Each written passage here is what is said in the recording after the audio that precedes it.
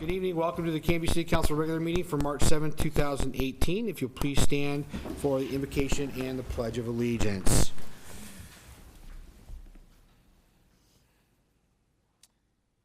Thank you, Lord, for the community members gathered here this evening. Thank you for the leaders that we have here on the dais.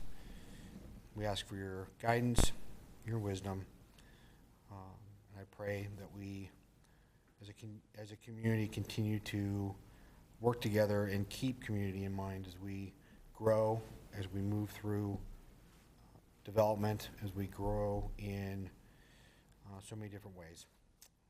We ask for your guidance, and we ask for these things in your name. Amen. Allegiance to the flag of the United States of America and to the republic for which it stands, one nation under God, indivisible, with liberty and justice for all. Thank you.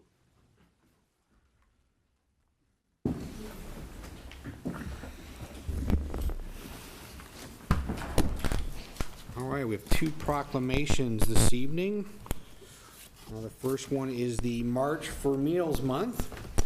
Whereas on March 22nd, 1972, President Richard Nixon signed into law a measure that amended the Older Americans Act of 1965 and established a national nutrition program for seniors 60 years and older.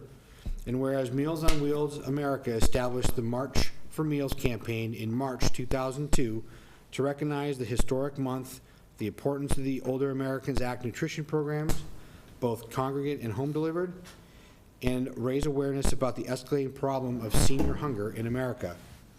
And whereas the 2018 observance of March for Meals provides an opportunity to support Meals on Wheels programs that deliver vital and critical services by donating, volunteering, and raising awareness about senior hunger and isolation.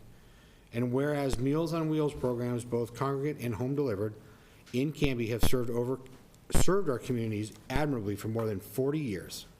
And whereas volunteers for Meals on Wheels programs in Canby are the backbone of the program, and they not only deliver nutritious meals to seniors and individuals with disabilities who are at significant risk of hunger and isolation, but also caring concern and attention to their welfare.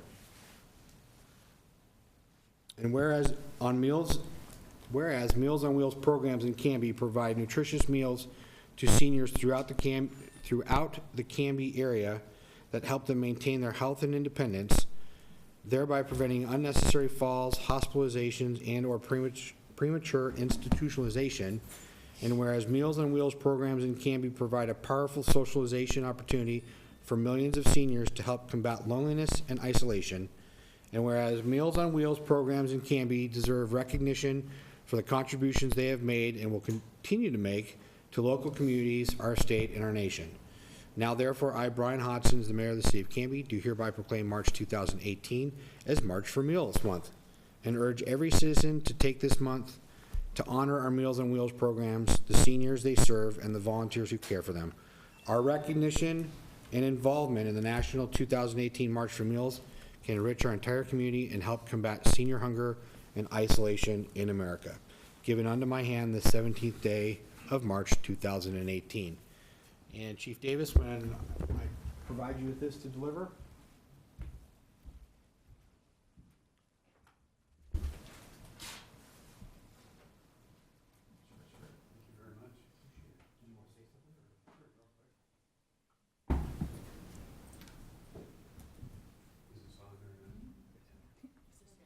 Okay.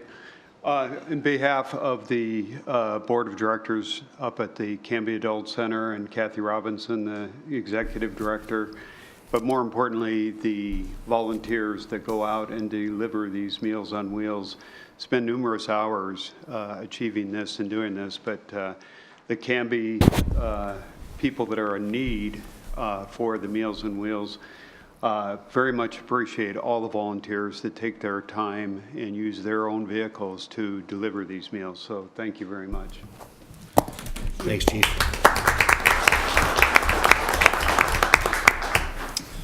Our next proclamation this evening is Women's History Month. Whereas American women of every race, class, and ethnic background have made historic contributions to the growth and strength of our nation in countless recorded and unrecorded ways, and whereas American women have played and continue to play a critical economic, cultural, and social role in every sphere of the life of the nation by constituting a significant portion of the labor force, working inside and outside of the home, and whereas American women were particularly important in the establishment of early charitable, philanthropic, and cultural institutions in our nation, and whereas American women of every race, class, and ethnic background served as early leaders in the forefront of every major progressive social change movement, and whereas American women have served our country courageously in the military and other service experiences, and whereas despite these contributions, the role of American women in history has been consistently overlooked and undervalued in the literature, teaching, and study of American history. And whereas the women of Canby, Oregon have shaped and reshaped the economic, cultural, political, and social landscape of our community. Now, therefore, I, Brian Hodson, by the virtue of the authority vested in me as the mayor of the city of Canby, hereby proclaim the month of March as Women's History Month in the city of Canby and call upon all citizens to join us at the launch of Building a Better Community, the Canby Women's Heritage Trail on March 22nd at 4 p.m. in the Willamette Room in the Canby Public Library. Given under my hand the 7th day of March, 2018. And I believe Carol is here.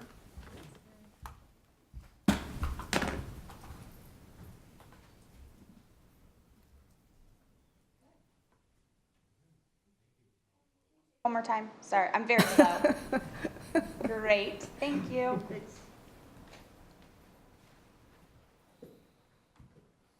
I think I'm on, right? Okay, just a reminder, of course, March 22nd, 4 p.m. in the library. In the back, for those of you that are here, we have some flyers, an invitation that's been sent out, so we hope to see you there. Right, thank you, Carol.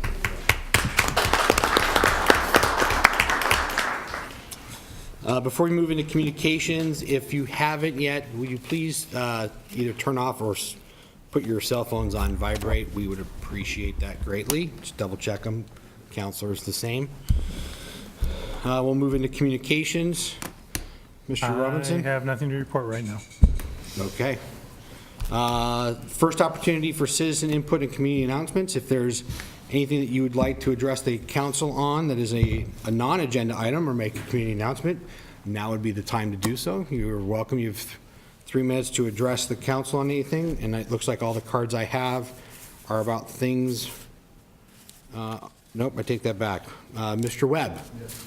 Sir, you have a non-agenda item. Welcome. How are you, sir? Very good, thank you. Good. Good evening, Mayor, council members. I'll be very brief here.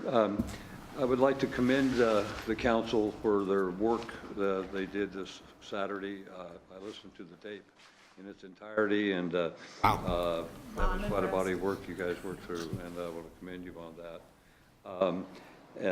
And in working through those different codes, et cetera, and recognizing a need for changes in the code and also master plan that are currently in place.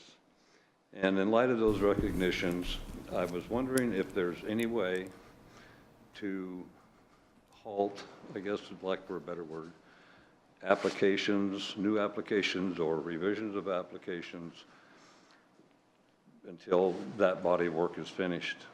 And the reason being, if anybody brings an application to you today, my understanding is that would be governed by what's in place now.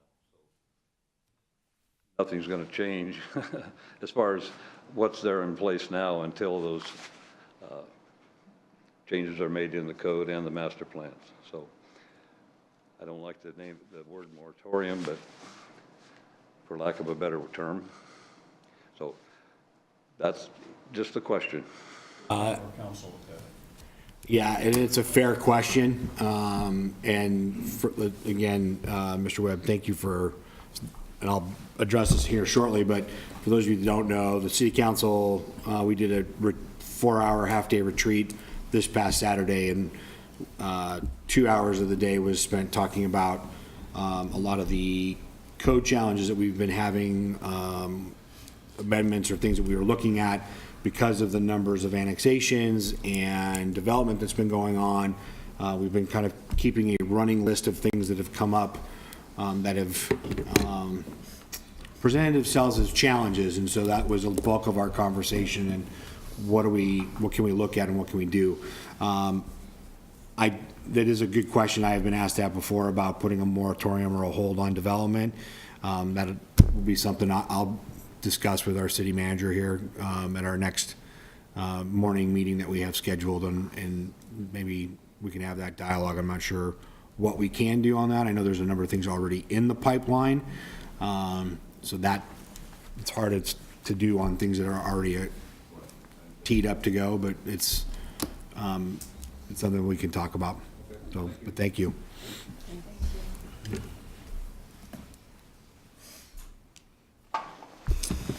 All right, we'll move into mayor's business. A couple of things. One of the things out of the retreat came up for conversation, and our city recorder immediately jumped on it. Was one of the ideas we discussed was changing our city council meeting from 7:30 at night to 7 o'clock at night. And so I have a already pre-made ordinance here, but we can make that an agenda item here for new business coming up sooner than later, and then talk about if that's something we want to do, when we would implement it, what that would look like for work sessions for us, as well as for getting the word out for our community. So is that something that is of an interest to do sooner than later? Seems to make sense. Seeing head nods, so Kim, maybe we can get that as a new business item on an agenda here. I don't know for next meeting if there's room, but maybe definitely for April. All right, thank you. Yeah. So moving through, so like I was talking about Saturday on the 3rd, the council held their annual retreat. We reviewed our goals and value statements. We discussed in a lot of detail parks and future policy pieces around parks and what we're wanting to do with that. And that'll again be upcoming conversations as we look at those pieces coming up in the very near future. I'll be working with staff to figure out how best to load the agenda with those particular pieces. We also spent some time, as I said, discussing a lot of development pieces in our code. So code aspects, growth. We spent a lot of time talking about development standards that we've have been challenged with over the last 4 to 6 months. So those are pieces that we will tee up and start seeing what we can do to tackle those. Also on Saturday was Sparks of Hope Superhero Parade. For those of you that aren't familiar with Sparks of Hope, it's an organization that started here in Canby that is a support group and they do day camps and activities for children that have been physically, emotionally, and mentally abused. And so they do a parade through downtown Canby and a big carnival for the kids. This year they had Canby Fire out showing off their hardware and rescuing some poor soul off the top of a building. Yeah, it was a fun event. Chief, what do you remember off the top of your head? I'm going to have you come back up here and talk about the thin red line bracelets, if you wouldn't mind real quick. Thanks, Chief. Didn't get to hide in the back tonight. Well, first of all, Mayor, thank you very much for taking your time on the roof the other day. I don't know what you're talking about. The kids really appreciated that. Yes, as you recall, last year they gave every child a medal, and the mayor put the medal around their neck. Well, this year, and that was based around the police department and superheroes. Well, this particular year was based around firefighters and line of duty deaths with firefighters and stuff. So promotional strategies very nicely donated a red wristband for every child to wear as a reminder of the firefighters being heroes too, and provided that to every child too. So we very much appreciated the donation by Promotional Strategies to do that for us. Don't move. Okay. Yeah, since you're here. The Canby Fire District had their awards banquet this past weekend as well, which was a great event, and thanks for the invite. It was, you guys handed out a lot of hardware that evening. But two pieces, Chief or Chaplain Bill Roberts and Dwayne Stone, how long have they been on Canby Fire District now? Chaplain Bill Roberts, 25 years, and then the fireground leader, Dwayne Stoner, 30 years, received his 30-year plaque. We did give out a number of very special awards, which are called unit citations, and there was a number of firefighters that received the unit citation, which they receive a medal and a ribbon for their work on the wildland fires that took place in Oregon and California this year. And Canby specifically was called out by the state fire marshal for both their work throughout the state of Oregon, but also down in California for performance over and above the call of duty for the amount of work that was achieved by the Canby firefighters. So I'm very proud of those firefighters. Half the room was standing at the front of the room when you were handing those out. So That's right. I know that we were called on a lot, and so I appreciate being there and appreciate you and all that the men and women do at our fire district. So thank you, sir. Thank you very much. On the Clackamas County coordinating front, kind of an interesting agenda. We were setting our date for our annual retreat. We had some dialogue about increasing the vehicle registration fee in Clackamas County, and then the conversation about value pricing or congestion pricing, or otherwise known as tolling. That's being discussed here in Oregon on I-5 and I-205. It's very preliminary still. I think it's because it's an election year, I think, for a couple of our county commissioners, and they're not quite ready to tackle that before the end of the year, or at least before November. So, but there is a lot of dialogue around that aspect. So I'll keep you posted on that. We did have a vote on. So there's regional flexible funds that come down from the state and from federal government for some projects, and so two major projects that kind of came to the foreground was the addition of a bike lane along Highway 43 through Westland and into Oregon City, so kind of past Mary S. Young Park and in that area. And then the other piece was putting the funds towards it was roughly I think a $2 million planning piece for the planning piece is $2 million. The funds available were $300,000 for a bike and ped bridge over the Willamette, kind of in the Milwaukee Gladstone area. So that was a piece that came back from the Metro mayors as being the #1 project, and so the Clackamas County Coordinating Committee voted in favor of that project being put forward as our county project for the regional flexible funds on that. So it's very preliminary kind of a piece, but it was a good dialogue nonetheless. At the Chamber of Commerce Gala, I want to congratulate Jamie Netter for being awarded the Community Caring Award, and the President's Award went to Canby Foursquare for being the driving force behind the Canby Cares program. So some great things going on there. And that's all that I have, so we'll start with Councilor Smith and liaison reports. Thank you, Mr. Mayor. The only meeting that took place on my groups was the fire district. Fire district met last Wednesday night. They went over their audit. Their audit was clean and clear. They went over the start of their budgeting for the next calendar year. There was some discussion about a change in billing company. Anybody would probably have noticed that if you've had a fire department bill for emergency services. And discussion about the student academy. Our Canby Fire District is leading the Students Academy, I think again, but they are leading it right now.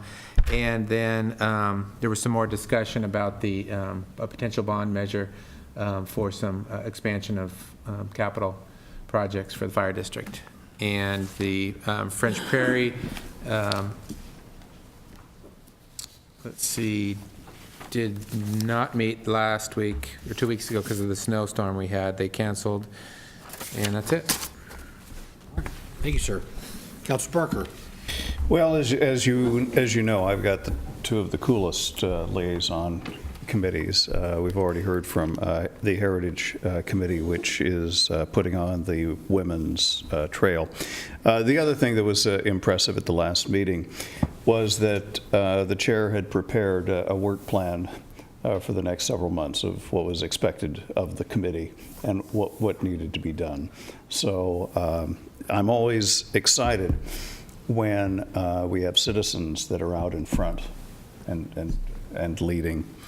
In terms of the bike committee, they went through the two discussions that you were talking about, the Highway 43 and the bridge over the Willamette.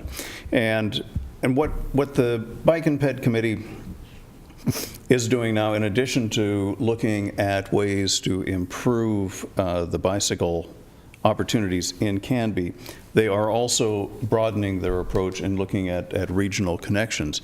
Two of our bike committee members are members of the Clackamas County Bicycle Alliance. And so we've got this interconnect there that's taking a look at the region, not just bicycle lanes within a micro area. Also, the committee is going to be scheduling a meeting with the new Public Works Director and explain how they like to have their bike lanes gravel-free. So we'll facilitate that. Two other things that I did last night. Went to Zoar Lutheran Church for their Tuesday night free community dinner, and wanted to thank the people that were volunteering to put that on. I think you've heard me talk about the problem with the generational volunteerism, and there were 15 people who were volunteering, and I was by far the youngest in the room. So we do have this question of what happens when those of us my age and older pass on to a different level, who will be the volunteers for these programs. But it was a beautiful and loving environment last night, and a piece of community. And then the other thing that I'm going to mention, and this is a little bit of an oddball thing, but I went to the Canby Builders Supply vendor night, and it was packed, and it was just neat. This is the third time they've done it. And free food, of course, goes a long way towards bringing people out, but they had vendors and showing new building equipment and that sort of thing.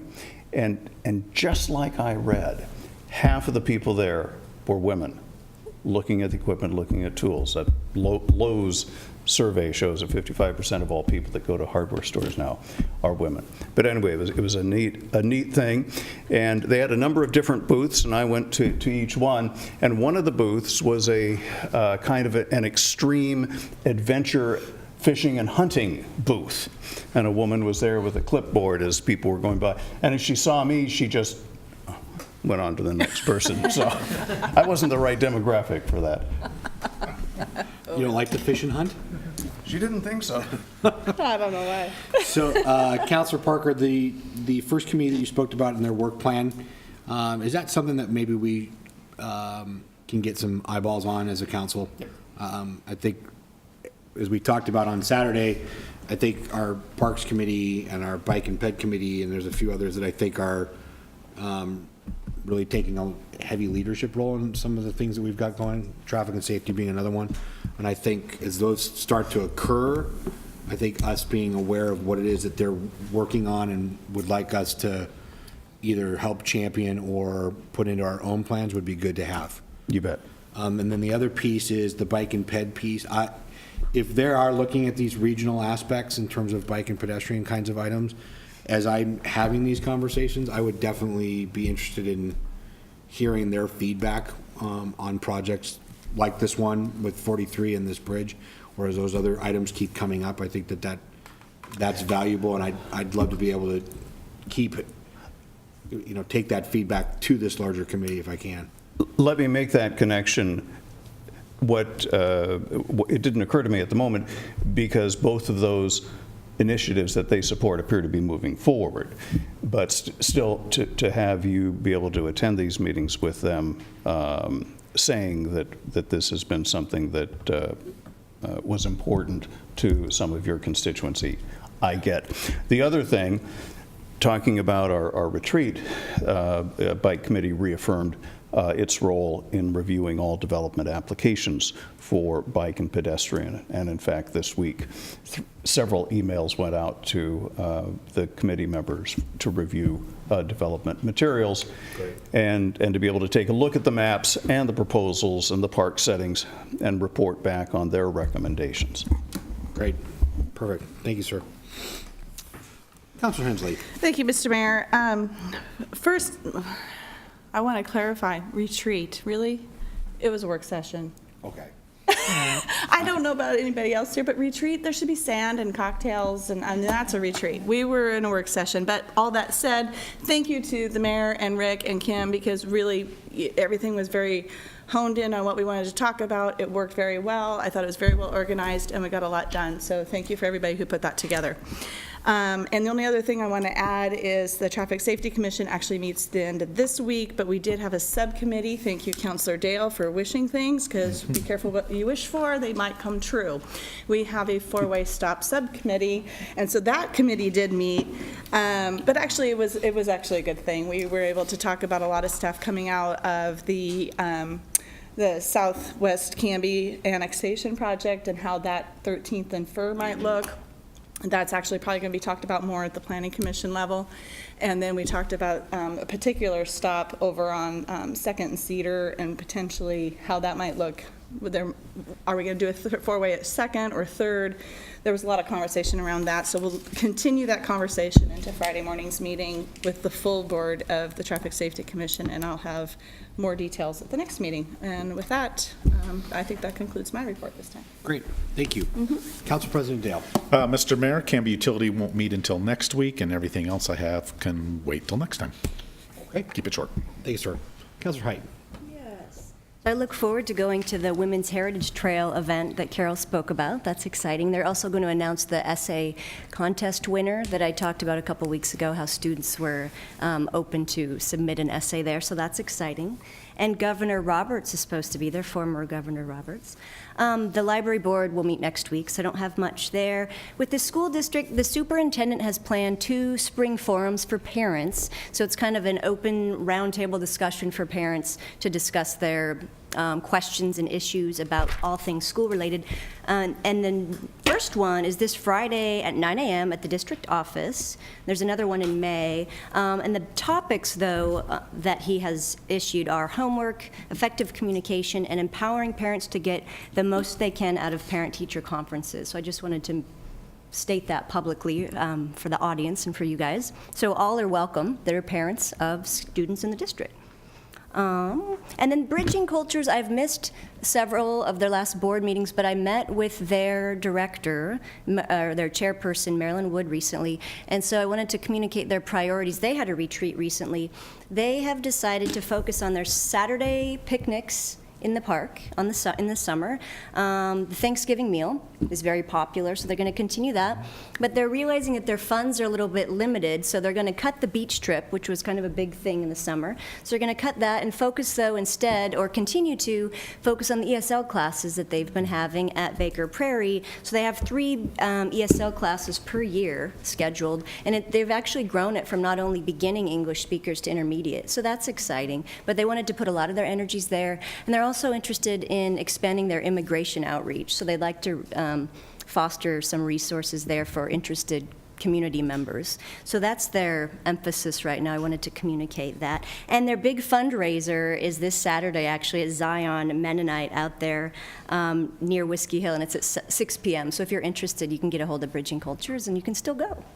And then I had one question for you, Mr. Mayor. You know how we had talked about having a second round of parks discussions before we have the work session in April with the Parks Board?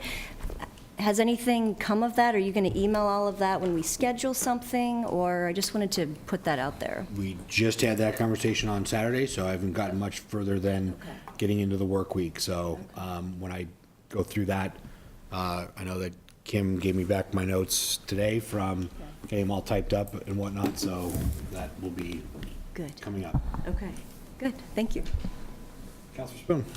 Hello, Mr. Mayor. CTV5 has been, as you all know, kind of in transition lately after Tony leaving and working on figuring out the way they want to organize that position. But I just wanted to acknowledge that they've done some really fun community engagement lately, kind of outside of the box with Valentine's Day, inviting people into to record Valentine's Day messages, being active in recording videos for businesses around town.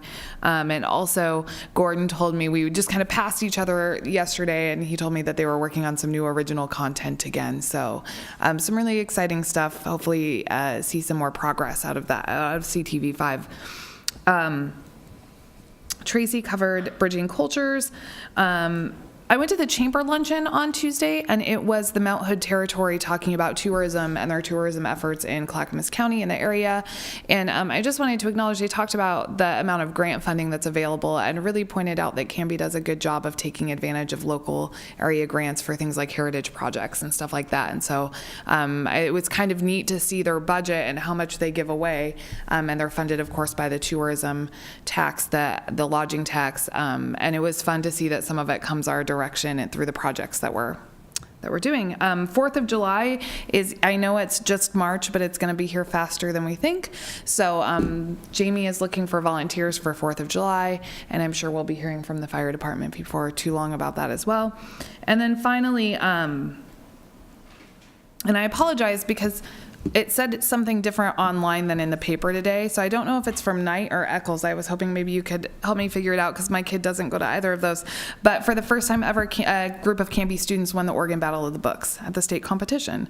So, one of the online article reported that they were from Knight, and the newspaper reported that they were from Eccles. So I'm not sure which one it is, but I just wanted to acknowledge that was pretty exciting. It's a neat program that is statewide, and Canby is really active. I think all the schools participate and engage with it, so it was kind of neat to see a Canby school do well. Yeah. They haven't actually had state Oh, yet, I wonder if it was so the maybe district. District one, Okay. though. Yeah, Eccles won that one, although Knight won at the 6th through 8th grade division. Okay, so maybe it was both. So both schools did well at the district level, that's right. I apologize. Thank you, that's good. The district, but either way, it didn't indicate it was kind of the first time that we had performed so well there, which was, yeah, pretty exciting. Good.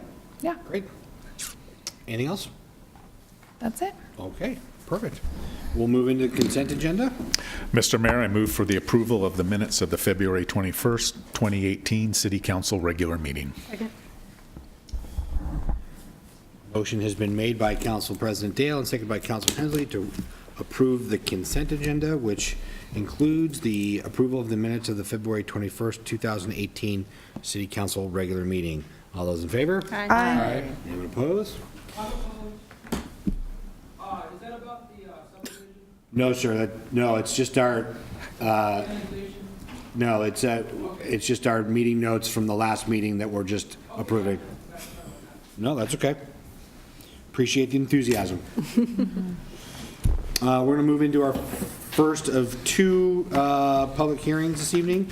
The first one is the noise variance application for the Canby Swim Club, May 12th, 2018, from 9 a.m. to 12 p.m. Forgive me. I don't necessarily have a thank you. Keep all these straight. All right. So I will read the blurb here for us. The matter presently before the hearing body requires a public hearing. All interested persons in attendance shall be heard on the matter. If you wish to testify on this matter, please fill out a yellow public testimony card and give it to the city recorder. At the appropriate time, please step forward to the microphone, state your name and interest in the matter. Those people that are interested in testifying as either proponents or opponents about the noise variance application, please indicate your desire to speak by raising your hands at this time. Thank you.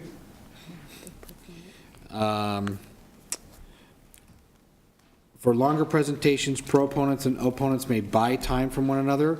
In so doing, those either in favor or opposed may allocate their time to a spokesperson who will represent the entire group. All questions must be directed through the mayor. Any evidence to be considered must be submitted to the hearing body for public access. All written testimony received both for and against shall be summarized by staff and presented briefly to the hearing body during the staff report.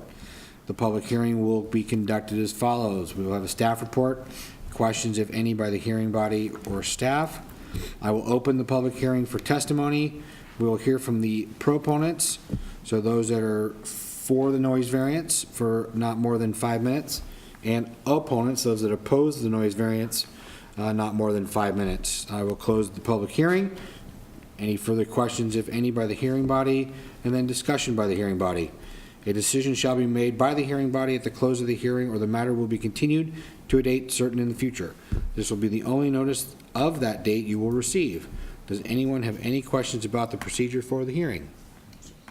Great. We will go into staff report. Yes, this is the annual noise variance request for the Candy Gator Swim Club. It's for May 12th, from 9 a.m. to noon, and it's for the North Lake Physical Therapy Triathlon. The applicant provided addresses for residents within 600 feet of the event. The code actually only requires that notices be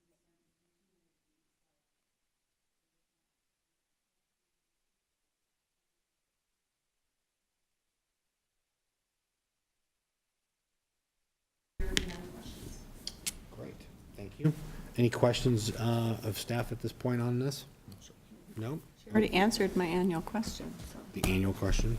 Okay. Whether there were complaints. She already put it in her report. It's like she knew. All right, well, I will open up the public hearing. Did you want to address the council there about the event? Well, I'll give you some recorded time to talk about the event, and feel free to mark it. It's been an event going on for 10-plus years. I'm a local business owner, and we've supported it for that long, and it's a great event for the community. It brings in about 300 people. It's over by noon, so it's cleared, the roads are cleared. The fire department helps us out a lot. The police department helps us out. We put people at all the intersections. We have flaggers that are hired out, and it's a very positive thing. It brings people from everywhere. So it sells out probably in about an hour when we put it online. So it's a great event for the community. So, and all the proceeds go to the local swim team. Everybody involved, including my company, takes nothing out of it. It all goes to the local swim team. Great event, and we appreciate that you've been putting it on for as long as you have, so thank you. Yeah. Great, thanks. Anybody else for the noise variance? No? Okay. Anyone opposed to us approving the noise variance? All right, seeing none, I'll close the public hearing. Any further questions or discussion? Okay. No, Mr. Mayor, I'll just move into a motion. I'll move to grant a noise variance to Canby Swim Club for the North Lake Physical Therapy Gator Grinder Triathlon on May 12th, 2018, from 9 a.m. to 12 p.m. I'll second.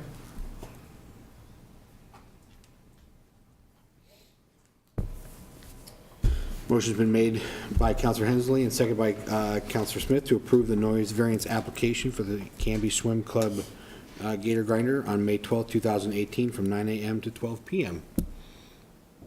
Any further discussion? No? All those in favor? Aye. Anyone opposed? Great, that carries 6-0.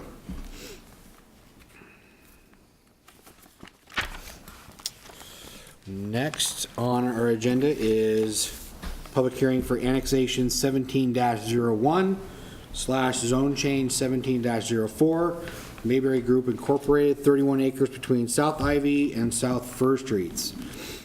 I will read my blurb. The matter before the City Council is a request to annex property in the City of Canby. Canby Municipal Code Section 16.84.050 requires the council to conduct a public hearing to evaluate the proposed annexation application and determine the appropriate zoning designation upon annexation. This matter requires a public hearing, and all interested persons in attendance shall be heard on this matter. If you wish to testify on this application, please fill out a yellow public testimony card. These here, if anyone hasn't filled them out yet, please deliver them to our city recorder. At the appropriate time, please step forward to the microphone, state your name, address, and interest in the matter. Those people interested in testifying, please indicate that desire by raising your hand at this time. Perfect, thank you. You may be limited by time for your presentation. The applicant will have a total of 15 minutes to speak. The proponents, those in favor of the annexation, will be allowed 5 minutes each, and the opponents, those that don't want the annexation and zone change, will be allowed 5 minutes each. The applicant will then have 10 minutes for rebuttal. Testimony and evidence must be directed to the applicable criteria listed in the staff report or other criteria in the comprehensive plan or land use regulations which you believe applies to the decision. Failure to raise an issue accompanied by statements or evidence sufficient to afford the decision maker and the parties an opportunity to respond to the issue may preclude appeal to the Land Use Board of Appeals based on that issue. All questions will be directed through the mayor. Any evidence to be considered must be submitted to the hearing body for public access. Conflicts of interest. At this time, I would ask that any member of the hearing body who has a conflict of interest, please indicate the nature and extent of the conflict and whether you intend to participate in or abstain from hearing the present matter. Councilor Smith. No conflicts. Councilor Parker. No conflict. Councilor Hensley. No conflict? Council President Dale. No conflict. Councilor Height. No conflict. Councilor Spoon. No conflict. I also have no conflict and will participate. Ex parte contact. Also, if any member of the hearing body has had any ex parte contact with anyone prior to this hearing, including a visit to the site, please declare the nature and extent of such contact at this time. Councilor Smith? None. Councilor Parker? None. Councilor Hensley? Driven past the site, no conversation, no drawn conclusions. Thank you. Council President Dale? None. Councilor Height? I visited the site. I saw it from the Steinke property, kind of across First Street. So, but I plan to participate. Okay. Councilor Spoon? I regularly drive by it because I live out that direction, but I haven't had any conversations. I have had no ex parte contact and will participate. Does any member of the audience have any questions for any counselor or the mayor regarding ex parte contact or conflicts of interest? None? Okay. The public hearing will be conducted as follows. We will have the staff report. There'll be questions of staff by the hearing body. I will open the public hearing for testimony. We will hear from the applicant, who will have 15 minutes to present. Any proponents will have 5. Opponents will also have 5, and then 10 minutes for rebuttal by the applicant. I will then close the public testimony, and we'll move into questions and discussion. Any decision shall be made by the council at the close of the hearing, or the matter will be continued to a date certain in the future for further action by this body. This will be the only notice of that date you will receive. The City Council's decision regarding the annexation application is final and will be reflected with a first and second reading of the associated annexation ordinance. Does anyone have any questions about the procedure of the hearing at this time? No, seeing none? Great. We'll go into our staff report. Mr. Brown, good evening. Thank you, Mayor, and good evening, Council. This annexation and zone change request was reviewed by the Planning Commission on February 12th, and they recommended approval to you of the application and zone change. It involves, on this slide, the 2 red outlined properties owned by the McMartin family. There is 3 different zoning districts represented on those 2 parcels. The upper parcel has about midway through it, east-west, a dividing line with the R2 high-density residential on the north half of that parcel, and then the lower half is the R1.5 medium-density residential, and then the lower parcel is entirely a low-density residential zoning district.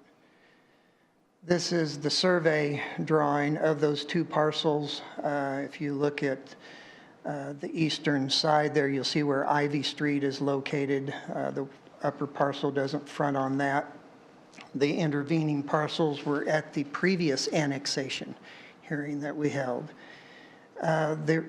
lower parcel does have frontage along the South Ivy frontage highway, and so the annexation includes 29 point some acres of real property and 1.76 acres of the adjacent Ivy Street right-of-way. This, the heavy lifting on this particular annexation has already been done, and it was with the Southwest Canby Master Plan area, the entire development concept plan, about 61 acres, as represented in this drawing, was approved by the City Council at that previous application.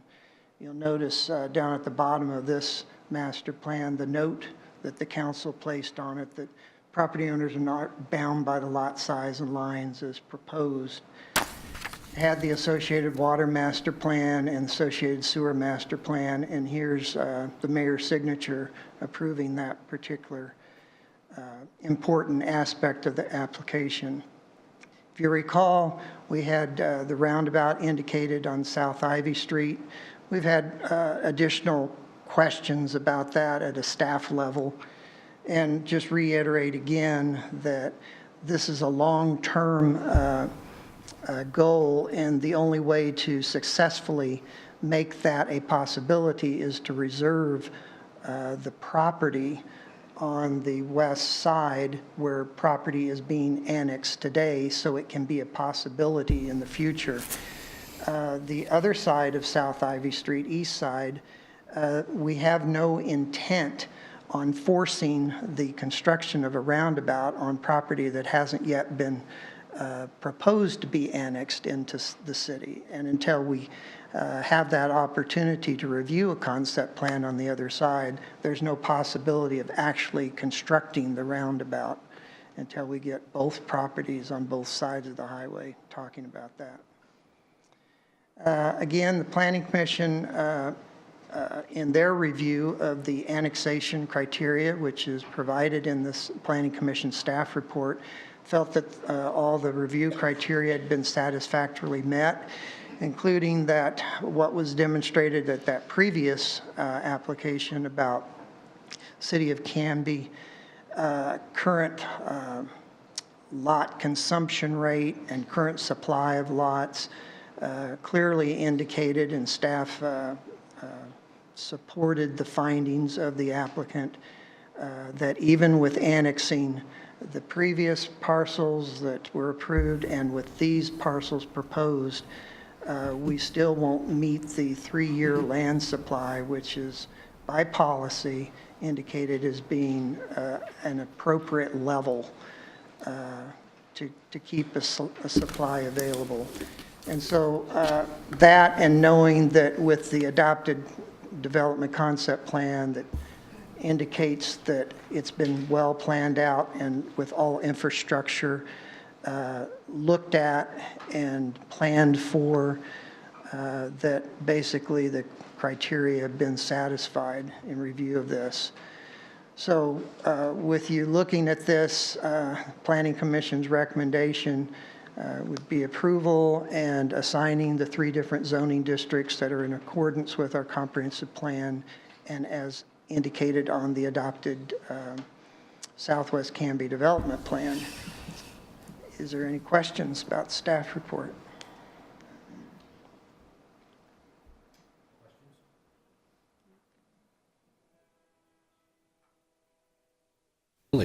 Been there, done that. Yeah. And you shred it. Okay. Yeah, Mr. Mayor. Yes, sir. For those that weren't here, Mr. Mayor, that weren't here, we've reviewed most of these documents about 4 weeks ago. And we asked Brian lots of questions then. Well, Brian, I'll jump in just as a couple of highlights, just since these came up as concerns at the Planning Commission piece. The western part of the annexation, we heard this about a month ago. A couple of things that had come up were the traffic and congestion aspects, and I know that there's a lengthy report in there by DKS about some potential traffic mitigation pieces, i.e. stop signs and whatnot regarding FER and being able to break up some of those traffic pieces. Can you address any of those aspects at all? The traffic study, of course, looked at that particular intersection. It indicated that even with full development of this entire 61 acres in the DCP, that it would not generate enough traffic to actually trigger a mitigation by the developers themselves at that intersection. It indicated that the level of service would remain A if you were turning right on First Street out onto 13th, but that it lowered the level of service from A to, I believe it was D, which is still an acceptable level, but one that causes delays and people having some concern on their ability to get out in that particular location. So that's why there was Councilor Hensley indicated the first meeting of a four-way stop to look at that particular location. One of the things that committee indicated was an important consideration is that with the development, anticipated development of the first subdivision of the previous annexation, there will be a east-west street connection between First Street and Elm Street, allowing anybody in this area to actually avoid that intersection and go to the stop signs that are already located at Elm Street. And eventually, with the annexation that's proposed tonight and that subdivision moving forward, there'll be another means to go over to Ivy Street rather than that direction as well. The other question I had in terms of traffic and congestion, so that section of South Ivy right now is county road, correct? That's right. So once this gets annexed and developed, will that, half of that road, all of that road along there become city road? We are annexing in the first annexation that's already been approved, and in this one, the entire right-of-way. By annexing, it does not change the jurisdiction and who's responsible and who's currently responsible for maintenance. That's a separate action that would take consideration before the city and the Clackamas County board to change that. Our current urban growth management agreement indicates that arterial streets, until they become totally surrounded by the city, generally remain in county control and ownership. We've gone ahead and annexed the tire property, recognizing, actually when this started, that there were people looking at annexing and developing concept plans on both sides of Ivy. It may be some time before the eastern side goes forward now, because we haven't heard any more about that. So how's this, so explain then to me how that differs than like North Redwood or North Pine, where we have half. Well, generally, we annex one half of an adjacent street. So is that what we're doing with Ivy or not? In this particular case, we're annexing the entire roadway. We are, okay. But then in terms of jurisdiction and who's responsible for maintaining it, as it breaks down, we will have to fight the county over that one? Yeah, the county would retain jurisdiction on maintenance until we enter into a separate agreement with them for transfer of the road, which will include a different kind of negotiation and settlement between the parties to bring the road under city jurisdiction for maintenance as well. It is, as Brian has indicated, it is a separate action. I would point out that we received today the first draft of the documentation to move South Fir into city ownership, but it does take a series of steps, actions by both the county commissioners and the city council to be able to achieve the movement from county responsibility to city responsibility. Then page, I think, 185 in our packet was the parks conversation or parks piece.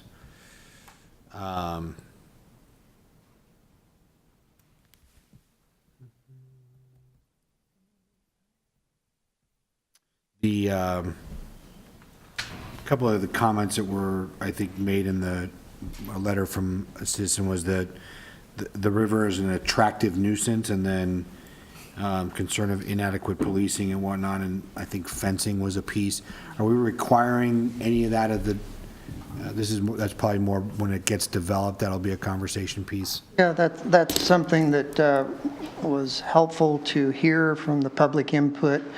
Wasn't something that had crossed, hadn't heard it from the developer, and staff hadn't thought that far to those details because it is a development application topic. But it's very helpful, and I've heard the developer already talking about erection of a fence in the previous annexation.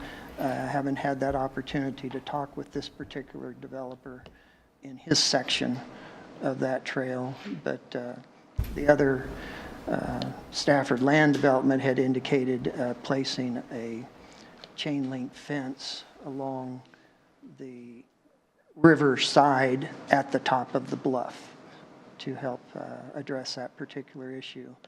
They are concerned about blocking the views from their subdivisions towards the river. That's why they're choosing a chain link fence.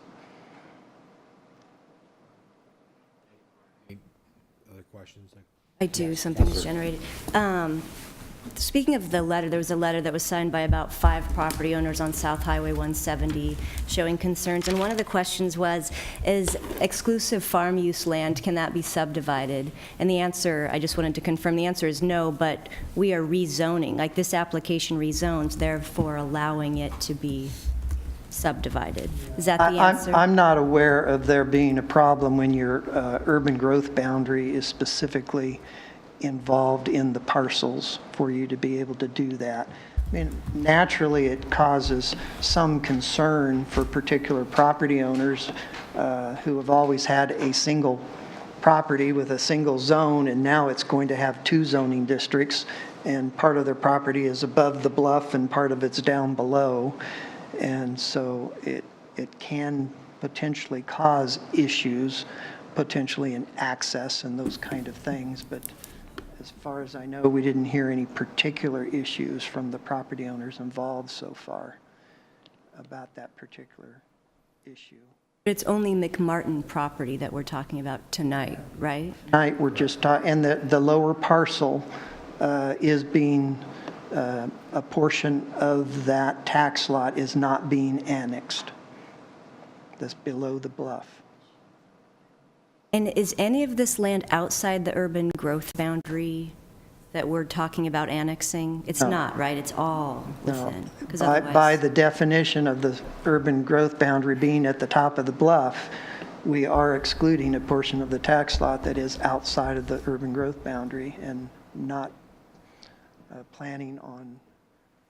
We established a specific definition for those properties that were eligible for annexation to assure that the annexation that occurred would be only for that portion of the property that is within the urban growth boundary.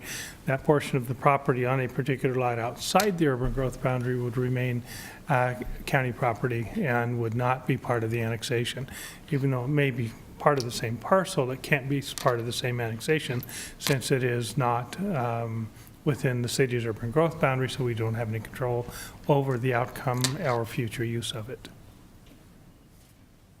Where is that on, are you able, do you have a pointer or something, Brian? Like, where is the? Actually, you can almost see it on this one with the upper line there. The red line and then the other light blue line shows the tax lot boundary. That gap is Right. outside the urban growth boundary, okay. You can see it on this one too, where it says where the top of bank is on this one. And the actual parcel boundary goes lower than that.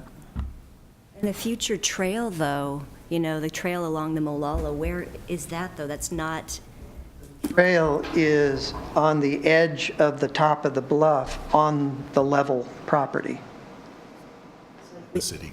okay, not No, it's on the urban. entirely in the city as it's being proposed and planned Got it. on this master plan here, where the green strip about 35 feet wide is at the top of the bluff in the urban growth boundary, part of the annexation, and will be indicated on the subsequent subdivision design and plat.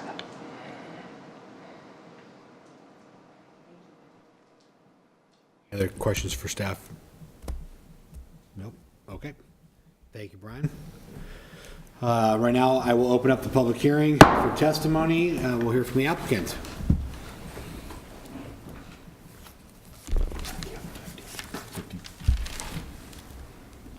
Good evening, how are you? Good evening. My name is Tucker Mayberry. I reside at 10801 Southwest Riverside Drive, Portland, Oregon.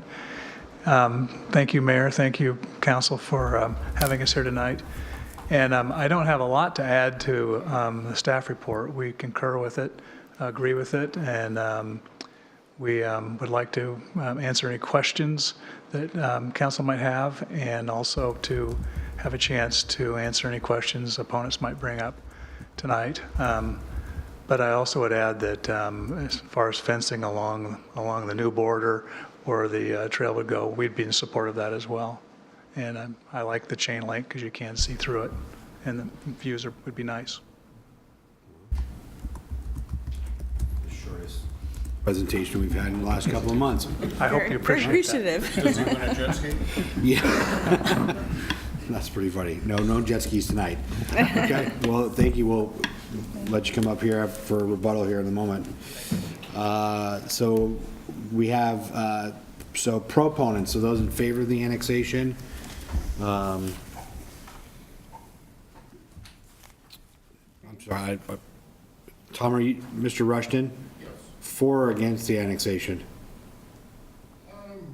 Or tepid? Okay. Mr. Gingrich, are you for it or? He would be Okay. for.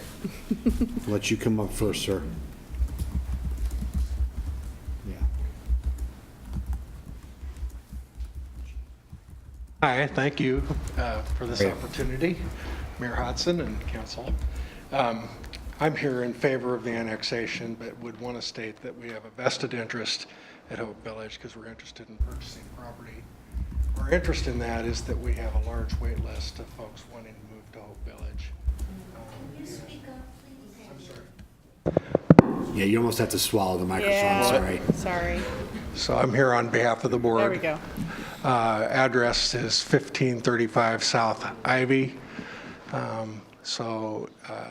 What I wanted to say, we're in support of the action tonight for annexation, but I have a vested interest in that we would like to purchase some of this property to expand Hope Village.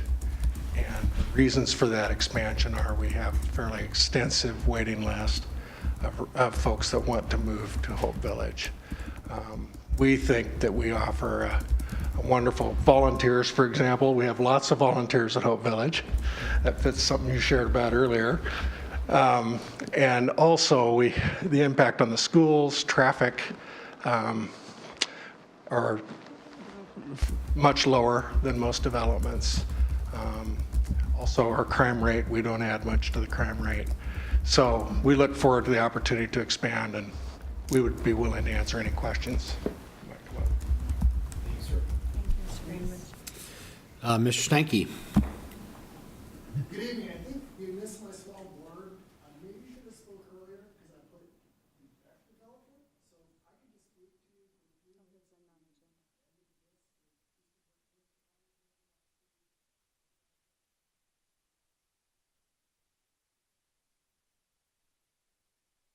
Just that part of it, so, yeah, thanks, Roger, sorry about that.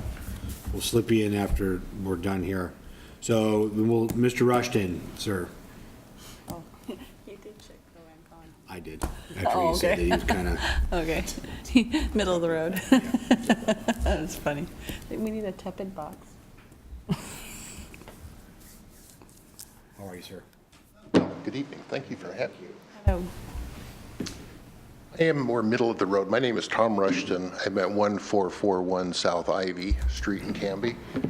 And my concern is about First Street, and there's ADA ramps that extend out into First Street around Pacific Crest Drive, about a block off of 13th. And it constricts the road down to 24 feet. So before construction starts, that needs to be widened to a regular road size, in my view. It's a safety issue. Because most of the people in Hope Village are not sprinters. And if you're looking at traffic flow, dropping it down to a one-lane road is certainly going to affect traffic. That's it. You bet. Thank you. Any questions? Okay. Thank you. Thank you.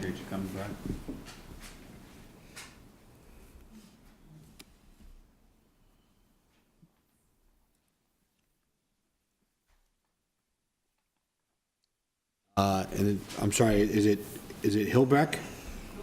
Hilsebeck? You are up, sir. Yes, sir, please. Okay, howdy. I have a few questions on the annexation. Where exactly is that full area? Can you highlight that anyway, or? So this is, It looks like you have part of the McMartin, the bottom half of the map. yeah, so right here, so here's South Ivy Street Yes. here. So as you're coming off of 13th, as you're passing Right. the adult center, so that's the section just south of Hope Village. That's this area is what we're talking about this evening. And then the other piece we talked about, which is over here, we talked about and already annexed about a month ago.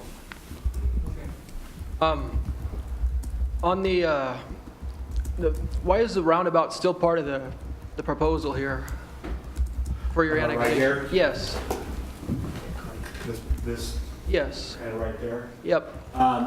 It's in there as a conversation piece and as a space holder, because so in our transportation plan, knowing that we're going to see an increased traffic along that section of South Ivy, so the roundabout is kind of, it really is, I think, one of the first areas that we could potentially have the land available to put in a roundabout to allow traffic just to kind of continue flow around there.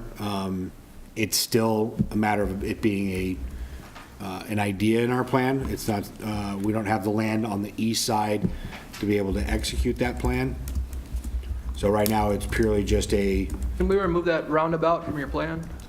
can we? Yes. That's your ask to do that? Yes. Does anybody have a problem with that? Well, I don't, in this piece here, that I'll have to look to Rick in terms of our city manager And about. 'Cause right now, another question on the, I guess it'd be the east side. Are you annexing any property on the east side of South Ivy? at this time, no. Okay. My other question, is there a sewage plant anywhere on this plans, or There's a, treatment facility or something? no, we've got a sewage station, so it's basically a pump station that's there, but that's just to take it to the larger water treatment on the north side of town. I have another question. You said I think someone said the city may take over the whole Ivy Street. Is that correct, or? That's, well, It's our hope. Annex our it in? goal eventually will be that the city will be the one that maintains that, yes. Okay, question on the east side property. Is that going to be placed in sidewalk or anything done with the utilities? At this time, I do not, that'll occur when the property owner's on the east side, so this side here. Yes. That'll come about when the property owners there decide that they want to annex in to the city and then have that developed. Then sidewalks, utilities and whatnot will be planned at that time. Yeah, this proposal does not address any development activity on the east side of South Ivy Road. It does, the development concept plan does include a provision for a pump station that would be necessary to serve both the east and the west side ultimately, as both sides That's on are. this annexation application? It's part of the overall planning process and was included in the staff report to the Planning Commission, and the City Council has received that information as well. So it is an integral part of the wastewater collection system for this project, yes. Okay, and then My other question is on the, what they call the Heritage Trail, or it says something about the high bank or something. Which side is that on exactly? You talking about the green here, Yes. that emerald necklace? It looks like it branches over to the existing property by the Molalla River there. It'd be on your right, where it says Parks and Trails on your map, that square, the green square. Emerald necklace, yes. Down there. Is it going to extend onto that adjoining property? This here? Yeah, the trail. Right now, the way that this is planned is that the property owners here that own these down in here did not want the trail going over their properties. That's why it jogs around it. So, Okay, it looks like your blue line or black line goes all the way over onto, see where Ivy Street is? It'd be to the east there, and then go a little bit further across. That right there where you got your finger. Yeah, what's that particular area? so that's just again further down South Ivy. So that's, I believe, a section of Canby that's not in the urban growth boundary yet. It's really the urban growth boundary line. Yeah, this is, Right. this is where Canby's growth stops right now. So once this gets built out, it won't, So is that trail proposed for that area there, or what? this, The trail's the green part, and it jogs up through this neighborhood and reconnects here. Okay, where does it, it looks like the line keeps continuing to where it says Parks and Trails there, onto the farmland there. It would connect to the right-of-way of Ivy on the west side, to the sidewalk that would be on Ivy, on the west side. Yeah, the Parks and Trail designation, which is in the lower right-hand side underneath the legend, is only an indicator that if the color is green, that reflects where a proposed park or trail area would go. It actually isn't part of the map itself, it's part of the legend. So, But I mean, the dotted trail, it looks like part of your blue trail leads over that way. yeah, the blue is. The blue isn't the trail. Right. That's the Okay. boundary. When was the urban growth boundary changed there? say that one more time, sir. When was the urban growth boundary switched over? You mean brought down to this point here? Brought down to the other side of the road? Right now, it's not. This dotted blue line right here, that is the urban growth boundary. It's He's actually asking when the is it boundary of the DCP as it goes up. Right, Right. Is this one the urban growth boundary? This dotted line? It's the same along the bluff. But Okay. it keeps going straight across. Okay, And the boundary of the DCP goes up. okay. It gets a little complicated because the parcels continue outside of the urban growth boundary, and the urban growth boundary is defined as the top of the ridge. And so there isn't a specific definition, and what we've done is applied a standard to be able to identify the top of the ridge. Everything that is below the top of the ridge is outside of the urban growth boundary and not part of the annexation. Everything that is above it is within the urban growth boundary and therefore is included in the proposed annexation. So the farmland on the east side, that has not been in the urban growth boundary yet? That is within the urban growth boundary, but it has not been identified. A development concept plan hasn't been limits yet or presented. not? It is not. But it is, if it is within the urban growth boundary, it has not been annexed into the city limits. Brian, do you have that other, I don't know if it's one of the other maps that you have in your presentation that might display that better than what we've got on the screen right now?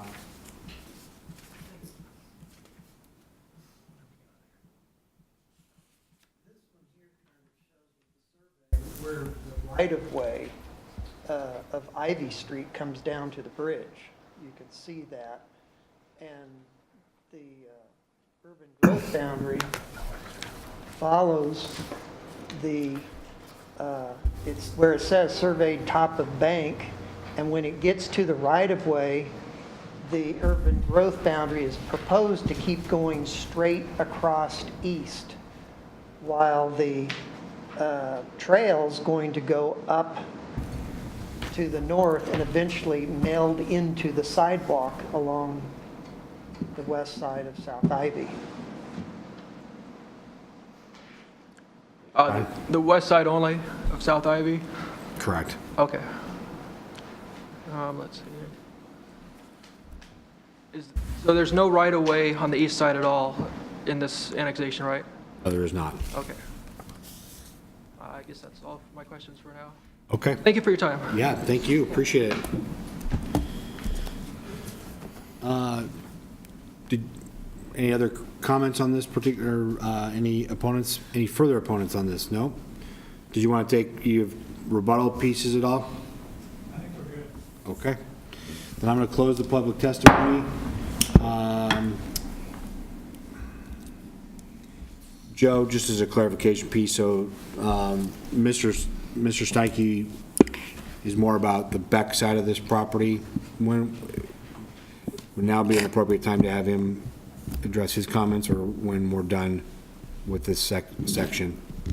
Well, you closed the public hearing, so... it's not yet, because it's not part of this piece. Then it's more appropriate to, after you continue this or finish this matter, than to have him come up. Okay, great. All right, so are there any other, so moving into questions then, and discussion here by the hearing body, anything, questions? A question came up also in a citizen letter, where will the pump station go? I don't have a good idea of where on the map that would go. That maybe is a Brian question.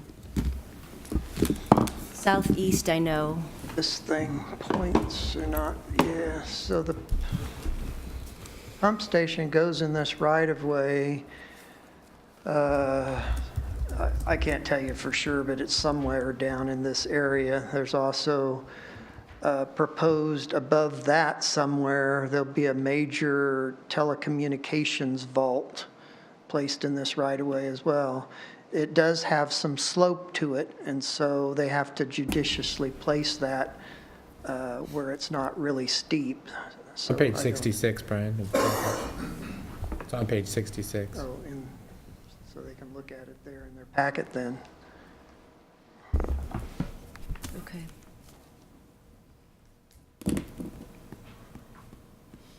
Thank you. Any other questions? Discussion pieces?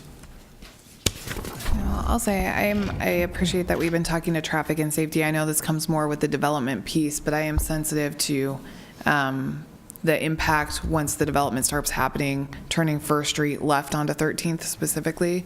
So as long as that's still part of the conversation, that makes me happy, because I think that while it may not require a trigger a required mitigation, I think that it might be prudent there given the nature of the traffic along that road. So, yeah. Thank you.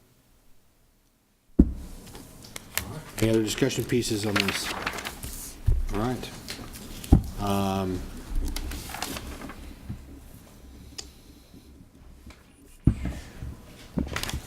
And Kim will take the resolution ordinance there when we get there. There's actually a motion in the staff report for the annexation. Mr. Mayor, one question. Would it be a good idea to explain to the public that annexations are no longer voter approved, just in case some of them are unaware of that? Go for it. I mean, yeah, okay. About how many years ago? Two years ago, about, for those of you that don't know, the state passed, what was it, Senate Bill 10...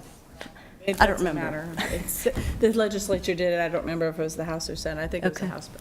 Okay, and that effectively made it so that cities no longer had the power to have voter-approved annexations. There were a handful of cities in Oregon that still did.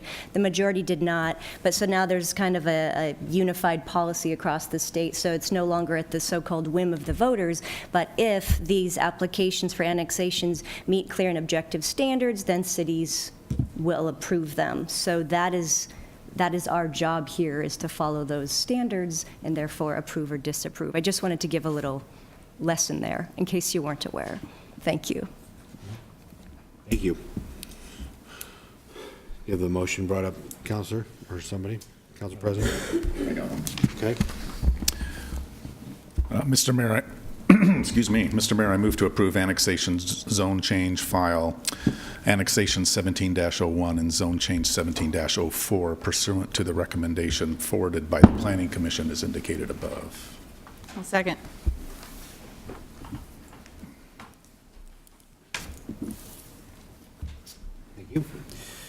Motion's been made by Council President Dale and seconded by Councilor Hensley to approve annexation zone change file, annexation 17-01/zone change 17-04 pursuant to the recommendation forwarded by the Planning Commission as indicated above. Any further conversation or discussion? No? All those in favor? Aye. Anyone opposed? That carries 6-0. Roger, if you want to come up now and your comments about Beck development there, since it's kind of in the vein here versus waiting until the end of the evening. Good evening. Thanks for allowing me to speak. And again, thank you for your service to the community. I just want to introduce my wife to you all. She's here, fourth row, sitting next to Mr. Gingrich. Just wanted to, I'm up here talking, just wanted to. She's shaking her head. You are so in trouble. And I just want to do, as a joke, talk about vandalism from Hope Village. Is in the front of our house, years ago, we used to have wild blackberries. And it was always entertaining for Cheryl and I to come home from work at the end of the day and find people, citizens from Hope Village, in the middle of our blackberries, and we're rolling in the driveway, and they're like, "Oh crap, we're found." So we would just wave at them, as we would roll in and out the driveway, and in the morning when we'd go to work. But did they bring you pie? Huh? Did they bring you pie after all the taking the blackberries? That's my neighbor. Is Paul does fruit for Hope Village, and so they grease his wheels with that. Awesome. So I attended the city council meeting, the planning commission meeting after the last city council meeting, and so I had some questions. Jumped in late. It's not 11 o'clock tonight. Doing pretty good. Doing all right. So when I look at our property, Brian, would you mind putting up the picture, please? See the overall master plan again? Thank you. So, I've been looking at this, and, Cheryl and I think about this all the time, is that, we've never been contacted. We were never contacted by the city and staff on this. And so I just kind of, it's always been about the Beck development and the Steinke property. And so I don't know if there was planning on this, or people assuming that we were going to participate in the development of the Beck development on that. The reason I ask that is on the thought behind this by the city is after the last city council meeting, I was approached by about 4 people, and everyone was saying to me, well, we assumed that you were developing your property. And I would just say, why? Why would you assume that? And they said, well, you're great friends with the Becks, and plus everything that we get shows development on our property. I said, well, no, those are just pictures, and the Becks are great friends, but we moved to Canby because we love Canby. So I've never been contacted. I know that the city's contacted, communicated with Stafford all this time with the Beck development, but we've never been contacted on this.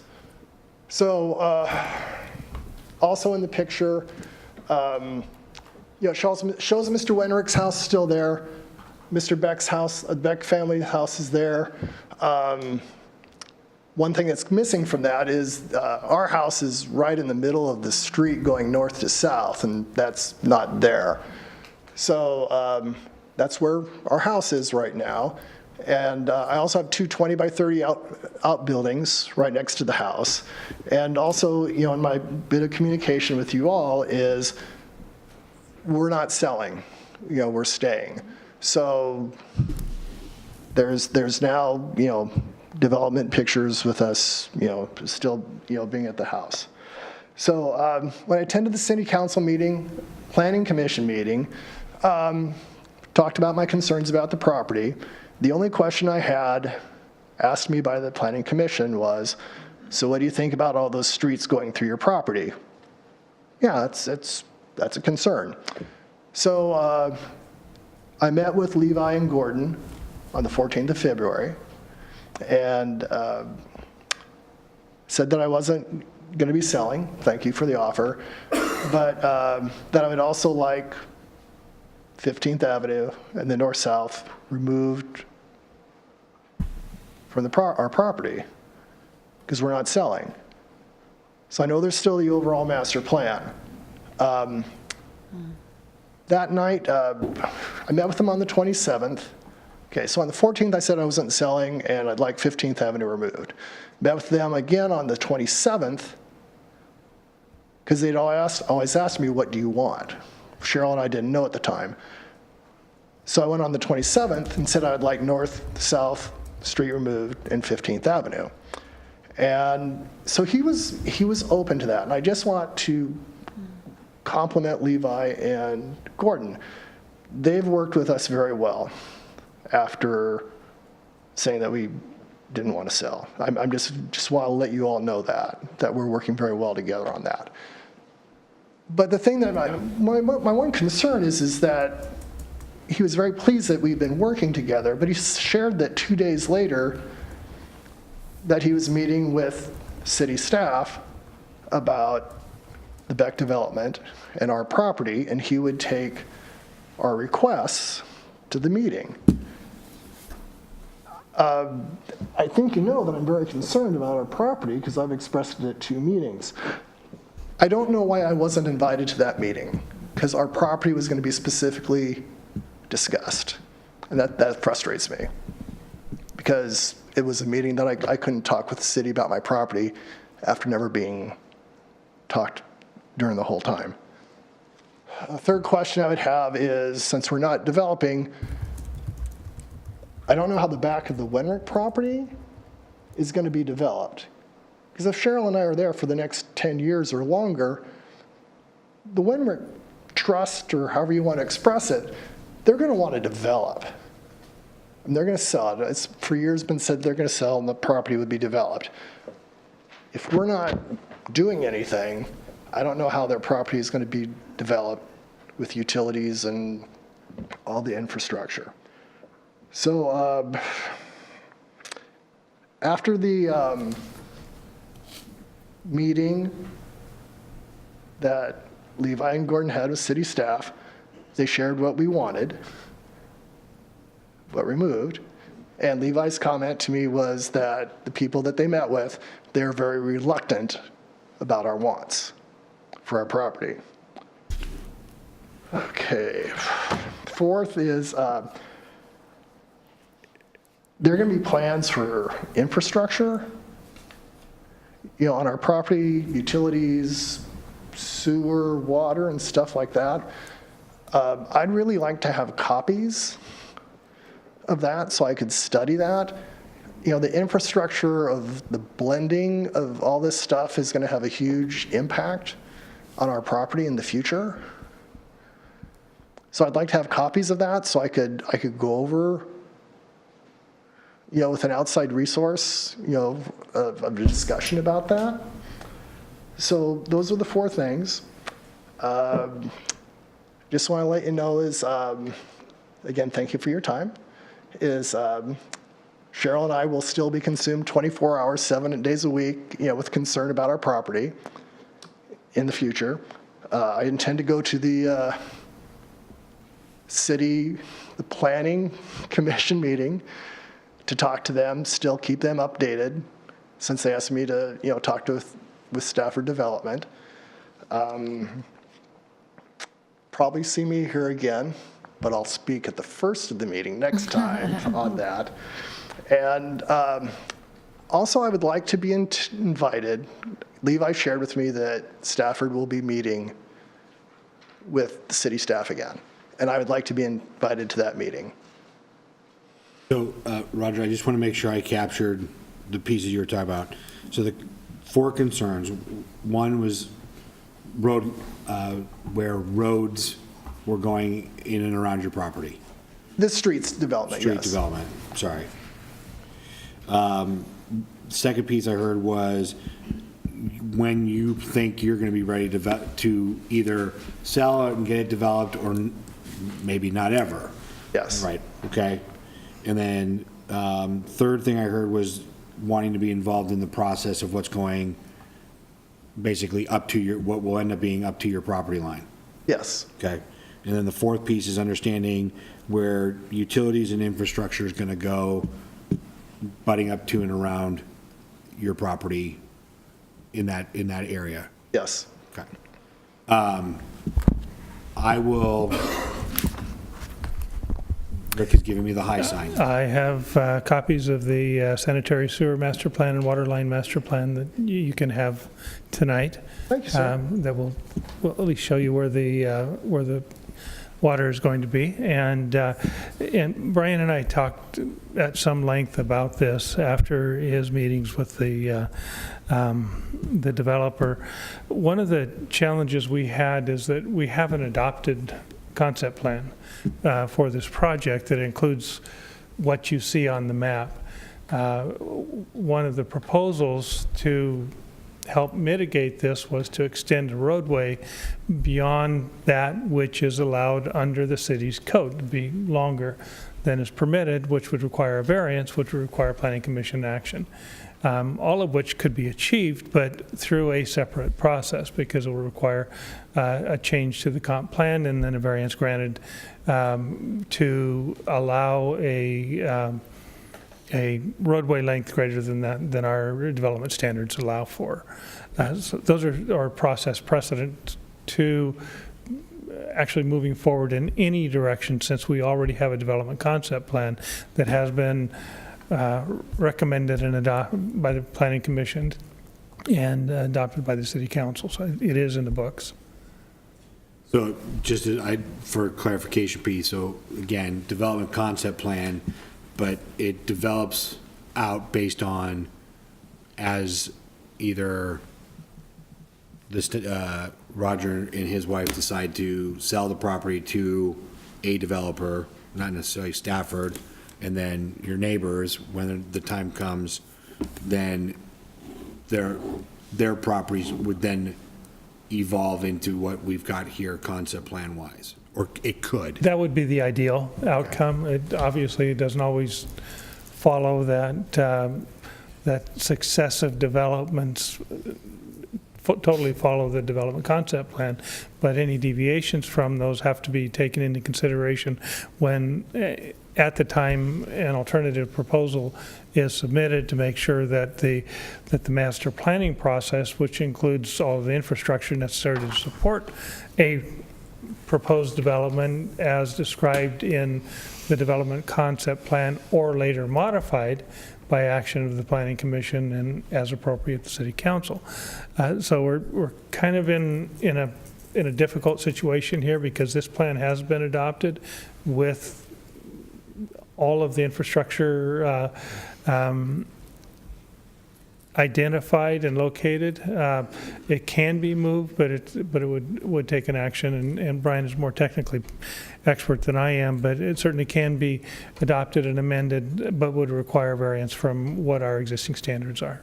This was the 11 o'clock discussion at the last meeting, so about that in time. I get all that. I just, the biggest thing is, if you look at the south part of the exit entrance, and I'm just going to not be specific on every street because I want everyone to go home, and I can come and talk at the council, the Planning Commission meeting specifically, and some other stuff. Where our house is on this is the South Gym Inn. That's probably 30 feet from our back patio, and we spend a lot of time, family and stuff, on our back patio, and to have a street stub 30 feet off the back of my patio is just, it's not the way it's been for 30 years, okay? It's not what we would want. Also, your concern that you said is in development, you don't want stubs. I get that, and so that's why I jumped up and talked about this at the end of the meeting. So I said I'm just continuing the conversation. I think there's been a lot of the Beck development. There's been discussion about it for over a year. We just wanted to annex. found out last meeting or so that I need to be a participant in the discussion. So I'm just trying to keep all of you up to date, so I just don't walk in at the last second, and so you kind of know what I'm talking about before I show up. No, and Roger, I appreciate that, and I definitely, my interactions with, Gordon and Levi and Stafford Land Company, I think having open dialogue with them will definitely be key as that portion starts to get planned out and developed in this way. And I think that part of our conversation when we looked at this was, and we made that the lot line caveat, I think, was that. There was wiggle room, So what I'd say. Right now, I would say your best bet of conversation is with Mr. Brown and with Stafford, just to make sure that you keep in the loop with them, and watch this as this starts to come up. And could I be getting an official invitation to the April meeting? Levi's invited me, but I would sure like to be invited by the city to attend that meeting with the city staff, rather than just walk in the door with Levi and Gordon from Stafford. And I'm looking blankly at my staff people because I'm not sure how that invitation process works. So. Well, Levi called me right after the meeting and said that they're potentially having a meeting in April. I asked him a date so I could get on my schedule, and he said he would let me know when there was a date in April. So that's keeping you in the loop. Okay. Well, I will say, keep in contact with Levi, and I'll make sure that, or ask that Mr. Brown keeps you in the loop as well if there's that meeting piece. How's that? Thank you all for your time. Thank you. Thank you, sir. Okay. We're going to move into resolutions and ordinances. Kim, before we get into that, and if it's okay with the council, I'd like to get our Julie, our staff person, I was going to suggest out of here this evening. So I'd like to move C up first on the presentation order, if everyone's okay with that. You bet. Sure. Okay. So, Kim, you're on. Okay. The first item we have is Ordinance 1473. This is authorizing the mayor and city administrator to execute an amendment to its contract with MV Transportation, Inc. of Dallas, Texas for providing transit operations for Canby Area Transit. Hey, Julie, how are you? Hi, Mayor and councilors. I have to say I'm really excited to be here to talk about new service for CAT for the first time in 10 years. So that's really exciting to me. You were all kept in the loop during our transit master planning process, so I'm sure you remember that phase 0 of the plan was to reduce the number of service hours on Dial-A-Ride and move those over to the fixed route, or the Route 99. We've made really good progress in that, and in January, the average rides per hour on Dial-A-Ride was 2.88, and in February it was 2.9, and our goal is 3.1, so we're doing really well. MV's done a really good job of monitoring it and working with us to improve it. Sorry, I got a frog in my throat. The new schedule will accomplish several goals of the Transit Master Plan. All the bus stops will now be on 99E except for the Oregon City and Canby Transit Centers, the stop on Southeast 2nd and Knott, and the Woodburn one at Weimar. Otherwise, all the rest of the stops are going to be on 99. And this will eliminate a lot of the confusion with the varying stops that we've had. The frequency of the new schedule reduces wait times for transfers between all of the systems, but especially between CAT and SMART and between CAT and Chariots going to Salem. The times on the schedule are now more predictable. They repeat every hour or every half hour at the same time at the same location. So like 10:02, 11:02, 12:02. So that will make it much less confusing. The span of service has been increased by 2 hours and 10 minutes. The new schedule adds 6 trips between Canby and Woodburn and 6 trips between Canby and Oregon City. The service between Oregon City and Woodburn will be hourly between 6:30 a.m. and 7:30 p.m. The service between Canby and Oregon City will be half-hourly during the commute. 2 late trips between Canby and Oregon City have been added to accommodate requests for later connections to the Clackamas Community College. The last bus out of Oregon City will now arrive in Canby at 10:45 p.m. instead of 8:40. And the last bus out of Woodburn will now arrive in Canby at 7:54 instead of 7:33 p.m. A number of our low-use bus stops are going to be eliminated. We're going to take out quite a few bus stops. Part of that is to streamline the service, but another reason is to better designate the route as a commuter route, to make it fit the parameters of what a commuter route is supposed to look like.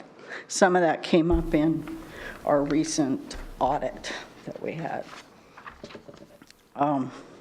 We published the new proposed schedule on February 9th and held a public meeting on the 22nd to kick off the public comment period, which ends today. We had a really nice turnout at the public meeting. There were Transit Advisory Committee members, riders, community members, and others. We had a good showing of Spanish speakers. The meeting was interpreted real-time in Spanish and in English. Some of the comments included one request for a later trip between Woodburn and Canby, and a suggestion that we have Wi-Fi on the buses, and also that we have electronic fares, like TriMet has just implemented electronic fares. But overall, the reaction has been very positive. Outside of the meeting, we've also been reminded again that people really want Saturday and weekend service. In order to implement these improvements, we need to increase the vehicle hours by 928 annually, which is roughly 9 hours a day. And this will increase our costs annually by 6.4%, which is about $56,800 in year 2 and $58,350 in year 3. So with this service in place, we are actually looking at our next milestone being phase 2 of our transit master plan, which I didn't expect to be saying a few months after we approved the plan. But with House Bill 2017 and that funding being a real potential, it looks like we will be able to very soon have public meetings about whether we should do Saturday service or a local circulator, or maybe even both. So I hope you'll approve this amendment, and thanks. And I'm really excited to add new service. Any questions for Julie? Just a compliment, well done, having so many people come to the public comment period and listening to their ideas, and good job, Julie. Thank you. For a historic perspective, I was with the council when Julie had to come in and cut back the service. And I think strength of character isn't when you're able to announce something good, it's when you have to do something bad. And you imploded the system in a way that was responsible, and you said at the time, when we can expand we're setting the basis for doing that, and we are. Remind me again about the Woodburn terminus. Is the connection with the Woodburns, is the connection with the Chariots in the same location, or do people have to walk? They do come to that stop, and that's where we make connections with them. Us adding frequency makes a huge difference because we'll now be there hourly. And we used to have, like, in the midday, there was a 2.5-hour break where we didn't have any buses coming from Canby. And Chariots only comes 4 times a day. So if you missed those connections, they just were not good connections at all. They're much better with the improvements we're making now, but we're also working with Chariots to try to improve that even more. There's a 99E corridor plan that will address that connection. And there's discussion about actually moving where that connection would happen, which will be addressed in that plan. I think it's terrific. You're doing a great job. Now we just need to get some bus shelters out there. I agree. Mayor? Yes, sir. Julie, I wanted to just ask on this. When we were going through this plan, and I just reconfirmed what my memory served me, that these the efficiencies that you guys found with the help of the experts and the planning and rerouting and those things, I was under the impression this was going to be a revenue neutral shift. And now I see we're approving an increase in the contract rate. Did something else change? And I just reconfirmed in the thing, it said that originally it was going to be revenue neutral to do It was intended to be revenue neutral originally, yes. cost it neutral, was. I should say. Yes. Did something change specific, or why did the cost Well, go I up? felt that one of the motivators to get MV to coordinate, to work with me, was some things we wrote into their contract. And one was that we would give them basically the number of hours that are in their contract, regardless of whether they actually provided that many hours of service. Because it's real hard to get them to schedule the Dollaride trips if it means they get less money. To get them to condense their service down to more rides per hour means fewer hours that they have buses on the road for the Dollaride service. So that was the carrot that we put out, was, we'll allow you, we'll pay you in the first year if you work with us to reach that goal, which they've done a really good job of doing. So I'm eager to get this out on the street and improve the number of hours, the service that we're having. In order to do it, it just costs more. Part of it is the cost of their service hour, which we didn't really know when we started. We were working with $58 an hour, and we're now paying, well, you see it on there, 60. And so that's part of the increase. The revenue neutral was based on their old rate. So. Yeah, and this whole discussion and the planning process started before we had completed the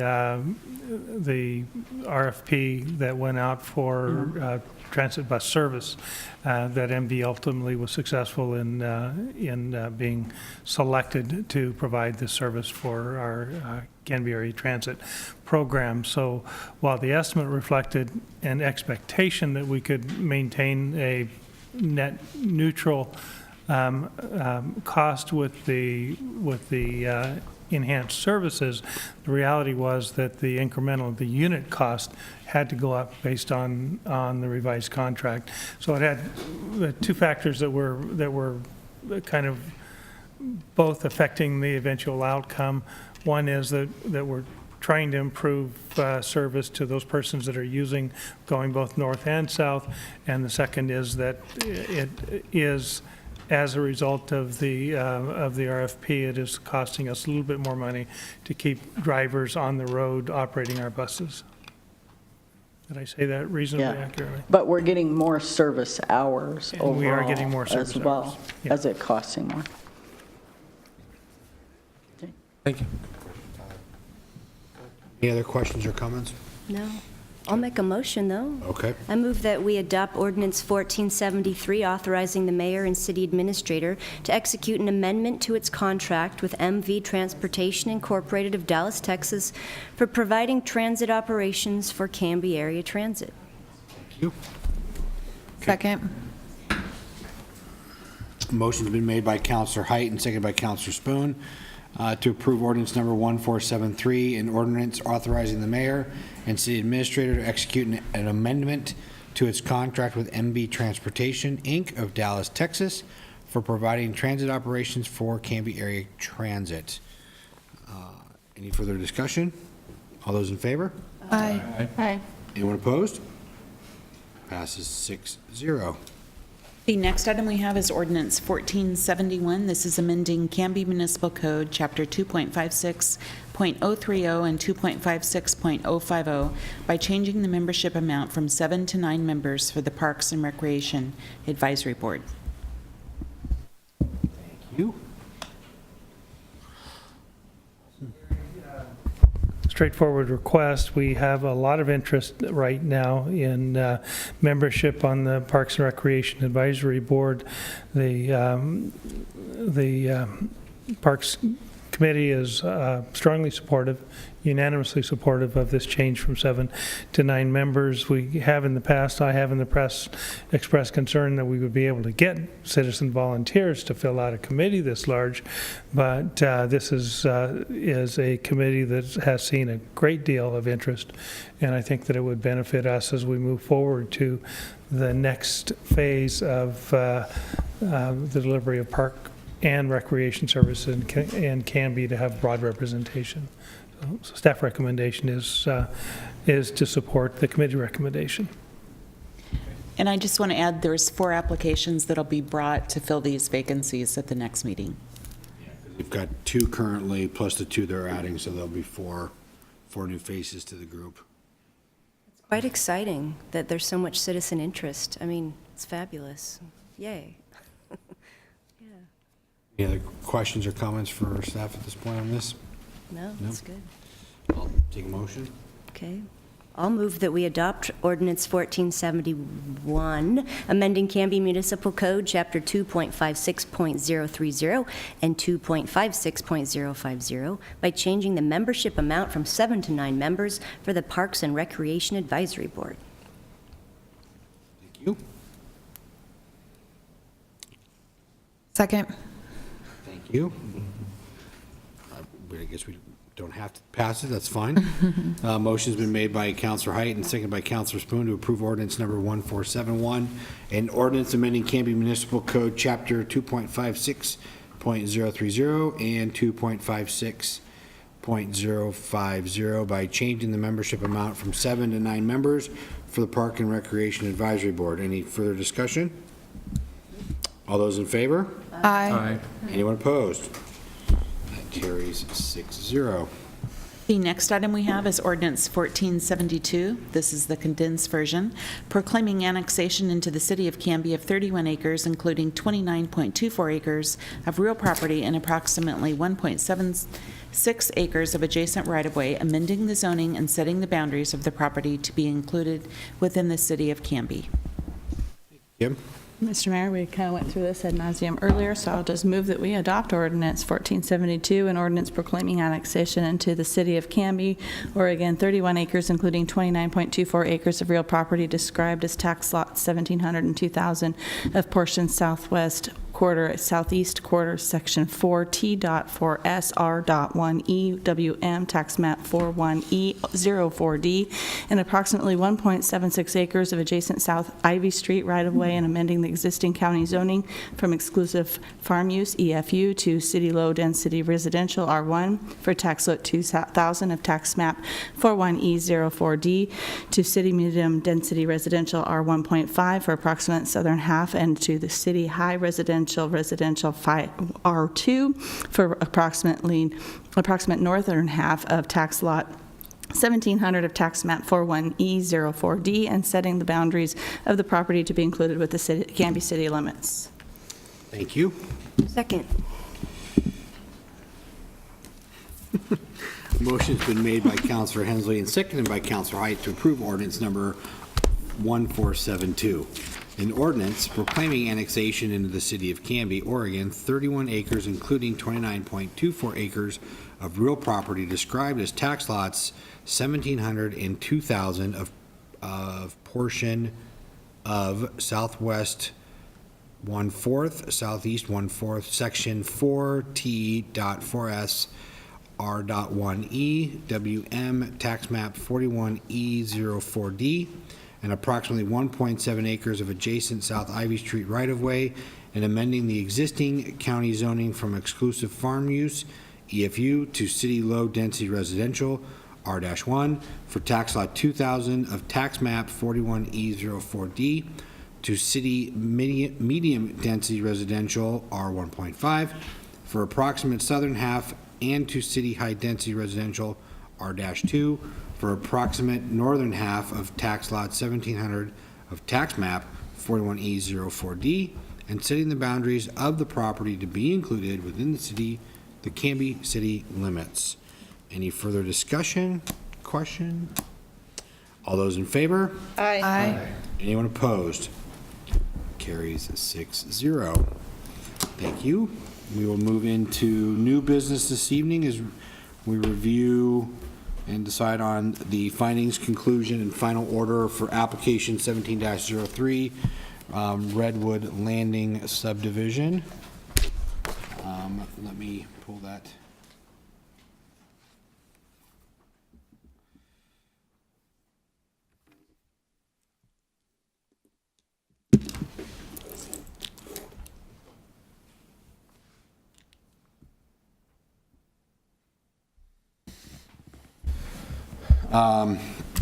So before we begin this conversation, I understand that the attorney, Mr. Robinson, for the applicant would like to address the council. Is that correct, sir? Yes, sir. If you want to come up before we dive into this conversation, that would be great.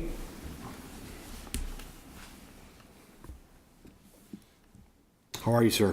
Good, thanks. Thanks for hanging in there tonight. It looks like it's going to be an early evening for you.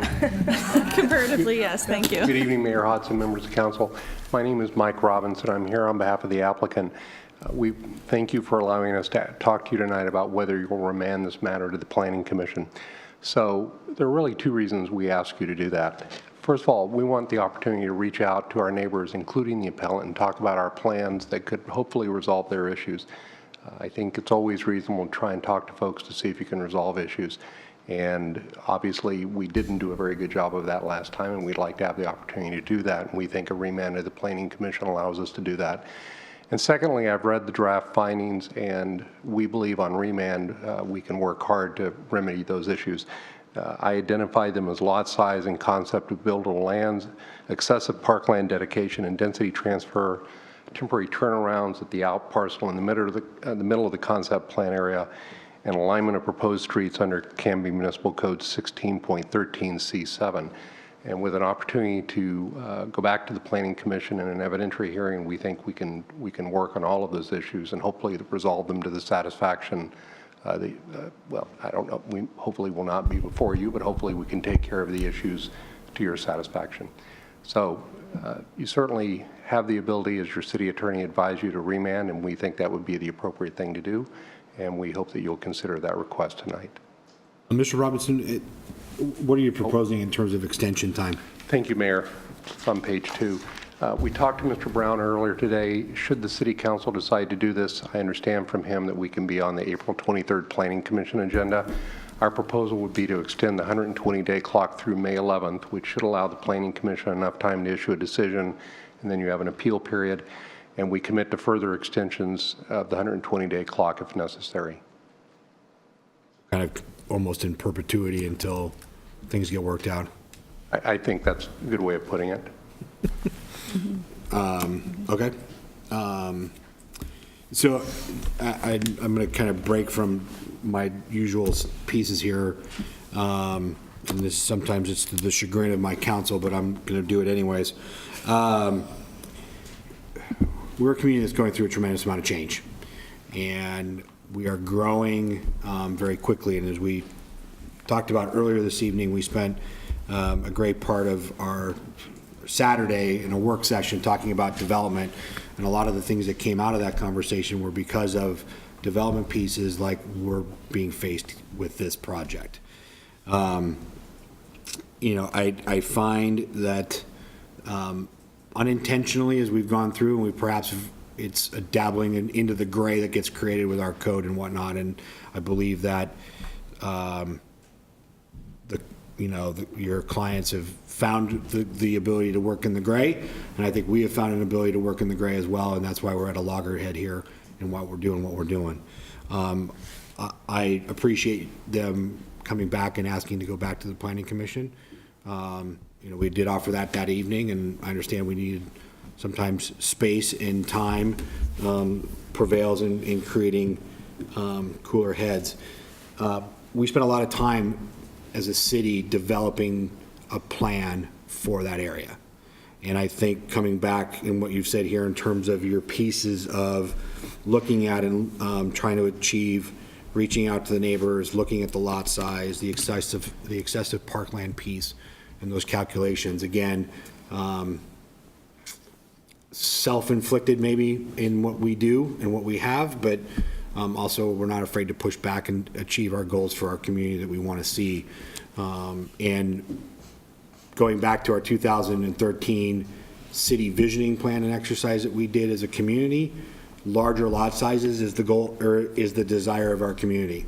So 5,000 square foot lots or 5,700 square foot averages, not big on our community's goal list. And so I appreciate your clients looking at that and hopefully coming back.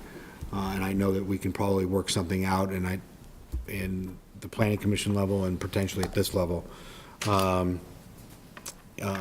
the end of the day, I hope that your clients can bring us back a plan that we can all get behind and work together on and see a great neighborhood developed in that area as we've been wanting to do for quite some time. So I appreciate the hard work that you guys have been doing and coming back and seeing what we can do. So those are my comments. I will put it to you guys for conversation in terms of do we want to remand it back to the Planning Commission with the timelines that they've laid out, or continue with the findings pieces? So I'll let you discuss based on my comments. Mr. Mayor, I'd like to have something to say after this attorney is done. As the appellant. Mr. City Attorney. Well, in here, procedurally where you're at, right? Sounds like a public hearing right now. Is that it's not a public hearing because there is not new evidence being presented or entertained. There was a public hearing, it came and went. Right now, this is the action that you took at the end of last meeting was basically not conclusive or not final until you vote on the written version of what you did.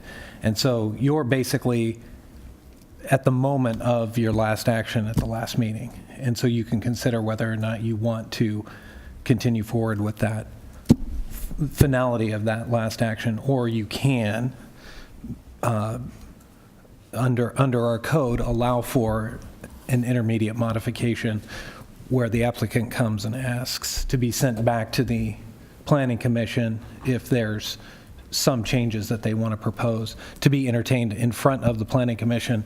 Appellants are not losing any rights because not only have they been heard in a public meeting with all the evidence and the only evidence presented, but they're now given the opportunity to go back for that particular meeting and have whatever grievances addressed. They don't even know what the plan is yet either, because if you choose to have a new plan, there would be another public hearing. There's another public hearing in front of the Planning Commission. So is that No, I'd like to have a couple of minutes.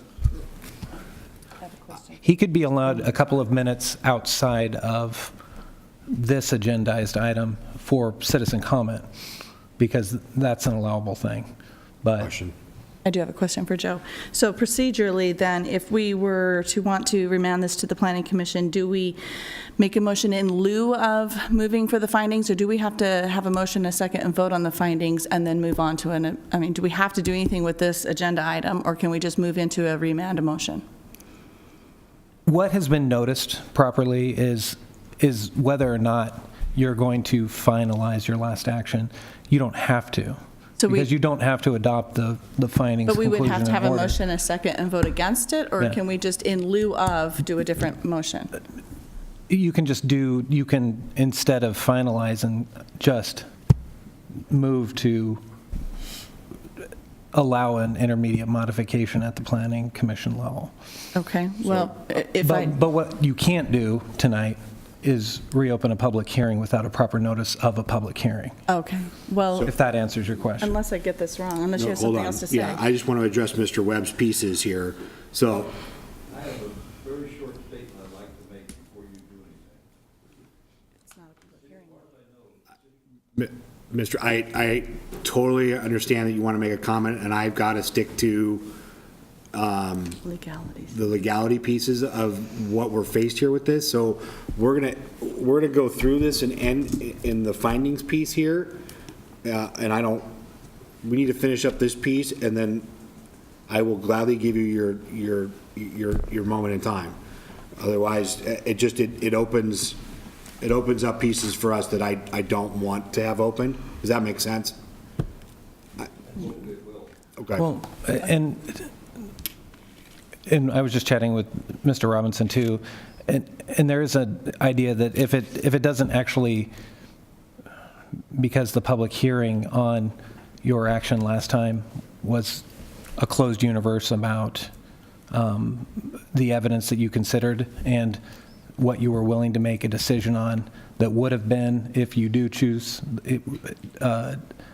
tonight to go with your findings, conclusions, and final order, that's only solely based on the evidence that you had. However, under kind of an equal dignity idea, you have an agendized item here of new business. If you were to want to hear public comment on that as basically an aside, but not affecting if you were to choose to do the So now you're findings. telling me I have a small crack in the doorway that Mr. Webb can go through as long as it's within not new evidentiary pieces that are going to be added. Correct. Is it new evidence, sir, that you're talking No new about adding? evidence. Tonight, you mean? Yes. No, it was final, the record was closed. It was voted to be appealed, period, done. I don't Final think Kenzie tonight. had a Mulligan Are we going statute. to have any conversation about any of this, or is it all going to be done before we get to speak a single word? I'm just trying to, I don't know what, I'm Well, trying there to should be a figure out. motion and a Right, second. when Well, there's things that are Discussion. going on. There hasn't been, I'm just, A motion and a second before discussion, is that what you're? I'm just, I don't even know where we're going. Can we have a little discussion, Mayor, before we entertain the idea of Mr. Webb speaking? Is that all right? fine. Okay. Thank you, Mayor. Thank you, Council. Thanks. Before discussion, but, okay. So the advantages, let me summarize the way I understand it. The advantages of remanding it to the Planning Commission are it saves time and money for everyone involved, essentially, because otherwise it goes back to step 0 where they reapply from, right? Like ground zero. Is Well, that correct? there's a couple of rights that the applicant has, and one would be to either appeal it to LUBA, which would be intensive in its, creating the record and all of the work that goes into, staff time that goes into going that route, with the idea that LUBA would decide whatever it decides and potentially remand it back anyway to follow whatever they find. Or if there's a finality there, the applicant can come back and still then reapply at the Planning Commission level with a new application then too. So, I can't speculate as to all of those, but those are potential outcomes. Or you can have this intermediate modification and have it go back to the Planning Commission under our code in 1689. I forget the last three. Mr. Mayor, in light of the discussion on the night in question, when we had the public hearing, it was the consensus of this diocese, I remember, that we would have preferred to remand it to the Planning Commission. So in lieu of making a motion for the finding conclusions, I would make a motion on regards to the appeal of the Planning Commission decision to remand application SUB 1706 Redwood Landing subdivision by Icon Construction and Development LLC located at 1440, 1548, 1612, 1650, and 1758 North Redwood Street to the Planning Commission for reconsideration. We have a motion. I'll second that. Okay, motion's been made by Counselor Hensley and seconded by Counselor Parker to remand the appeal of, what was your quote, sir? Thank you. Thank you. The application. Remand the application, subdivision 17-06 Redwood Landing subdivision by Icon Construction and Development LLC located at 1440, 1548, 1612, 1650, and 1758 North Redwood Street. Discussion. I have. Counselor. I like the idea of remanding it back to Planning Commission, but I'd like to make some comment about it, and that's that it's unfortunate that the agreement couldn't be made on the night of the event, of the hearing, to do that, because I think that it doesn't, coming back a couple weeks later to ask without all of the people that were a part of public comment, it doesn't go a long way in bridging the gap between the people that had input and the developer, which I think is part of the goal here, right, to bridge the gap. So it's just really unfortunate that that decision couldn't have been made 2 weeks ago, because I think that it, you know, it's important to the people that took time out of their evening to come and be heard and be part of the public hearing that it might leave the impression that they're now there's a back door for the developer to get by around that, which isn't legally the case, but I just wanted to express it. It's just, I understand that sentiment that Mr. Webb is sensing, that it doesn't, might not feel good to the appellants. However, I think that it's, you know, a landowner and a developer, they have a right to move forward with a process to try and develop. And I think the best case scenario, what would be the best for all people involved, is that it go back to Planning Commission so that there can be more public hearing, more input. The objective for all of the grievances that were aired to be factored into a new plan that addresses those and takes a more appropriate and amenable approach to this particular development. But I did want to express it. I'm sensitive to, and I understand the frustration of people who came to be heard. We offered this solution at the time. The developer rejected it, and now this particular series of events won't feel good to the people that went out of their way to be part of a public hearing. Yeah. Mr. Mayor? Yeah, this is your guys' conversation. Sort of likewise, like Councilor Spoon, I had no problem with a remand last time, and thought that was a good idea last time. But because of that they declined last time to sort of go that route, I'm very concerned just with the procedural machinations of how this has transpired. An interim withdrawal. I like Councilor Hensley's idea to basically revoke and overvote our last vote. I think that may be the better procedural way to do it, but I'm still concerned with the people that filed the appeal not even getting to speak, allowing somebody to come back up and make extra argument. I just don't like the way procedurally this was done tonight. I think the outcome might be the right outcome, but I tried to get some advice on that earlier, and I think Joe tried, but I'm just concerned that there's a lot of missing pieces here that could be being done wrong, and that's why just the procedural side troubles me. How would have that been corrected? Just not even going down this path necessarily. And I'm seriously just asking for. That's why I asked in all disclosure. I asked the mayor earlier that have we talked to Joe? We checked this stuff, and Joe did some stuff I think in the interim. But I don't know that all the answers got, and we didn't have any advice memo or anything specifically, so I don't know. But I know that I've never seen a decision change 180 degrees to the opposite decision in between the vote and the findings. You know, you can adjust your findings and add a few words and say, that's not what I really meant, but there's a lot of things that, you know, are irregular, I guess. That It is scare me irregular. or It trouble is me. irregular, but I think the feeling was 2 weeks ago that we wanted it to be remanded in the first place, but given the fact that the applicant wasn't willing to extend by 120 days, we were kind of forced to vote the way we did. So in a sense, we would vote to either, don't we have a couple choices? We accept the findings and conclusions, or we reject them essentially and have kind of the amended. That's not the motion on the floor. No, the motion that you made. No, the motion on the floor is to, in lieu of the findings, remand it back to the planning commission. So that's the motion that's on the table. So if we decide not to do that, then it would be back to, do we go with the findings and conclusions, and then it's a done deal? They'll have to either go back to the drawing board and start over, or appeal it, or whatever. So, but right now, the motion on the floor that's in discussion is in lieu of the findings, remanding it back to the planning commission. I have a question for Joe. Is that Mr. Mayor? Yes. Okay. Joe, is there a third option in order to, I'm also sensitive, I think that the richness of the discussion last week, people went away with a particular expectation of outcome. Yeah. Is there a third option to instead table this to our next city council meeting so that same audience has an opportunity to come back and speak to it outside of a hearing? It would just be as part of citizen input on an agenda item?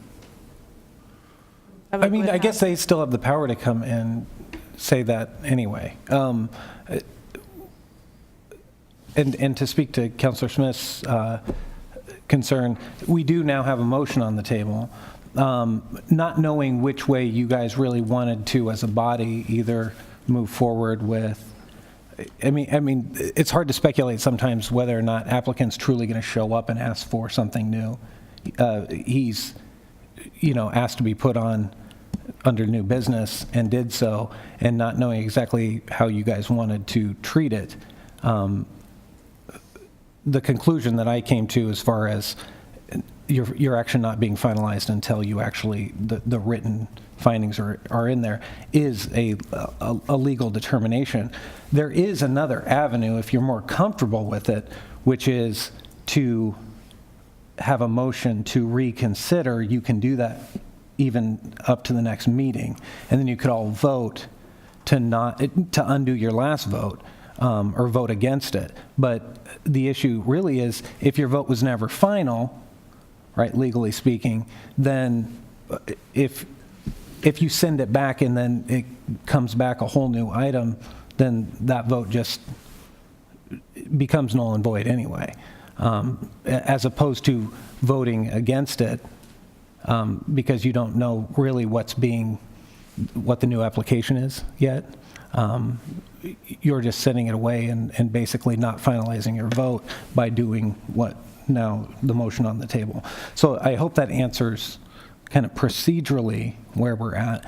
But as far as asking people to come and be heard, they always can come and be heard next time anyway. Part of this is we want to allow applicant who's waiving a 120-day rule to be able to move to the either Continuing the conversation then. Either go to the planning commission or go to LUBA, or I guess start all over again. So as opposed to not keep kicking that down the table too. So, I mean, that's kind of what you're juggling here tonight. And in the remand to the planning commission, that would then require another public hearing for any changes the applicant would want to make. So then the appellants would have their opportunity to come in and voice their concerns in another public hearing versus here where we don't have a public hearing, correct? So really what you'd be doing is inviting people to just yell at you. And they have that right next They meeting can come anyway. and yell at us in public comment anyway. Yeah, because they're still going to get the opportunity to come and be heard on whatever the new plan is, which we don't know what it is yet, at another public hearing April 23rd, if you guys so vote on her motion.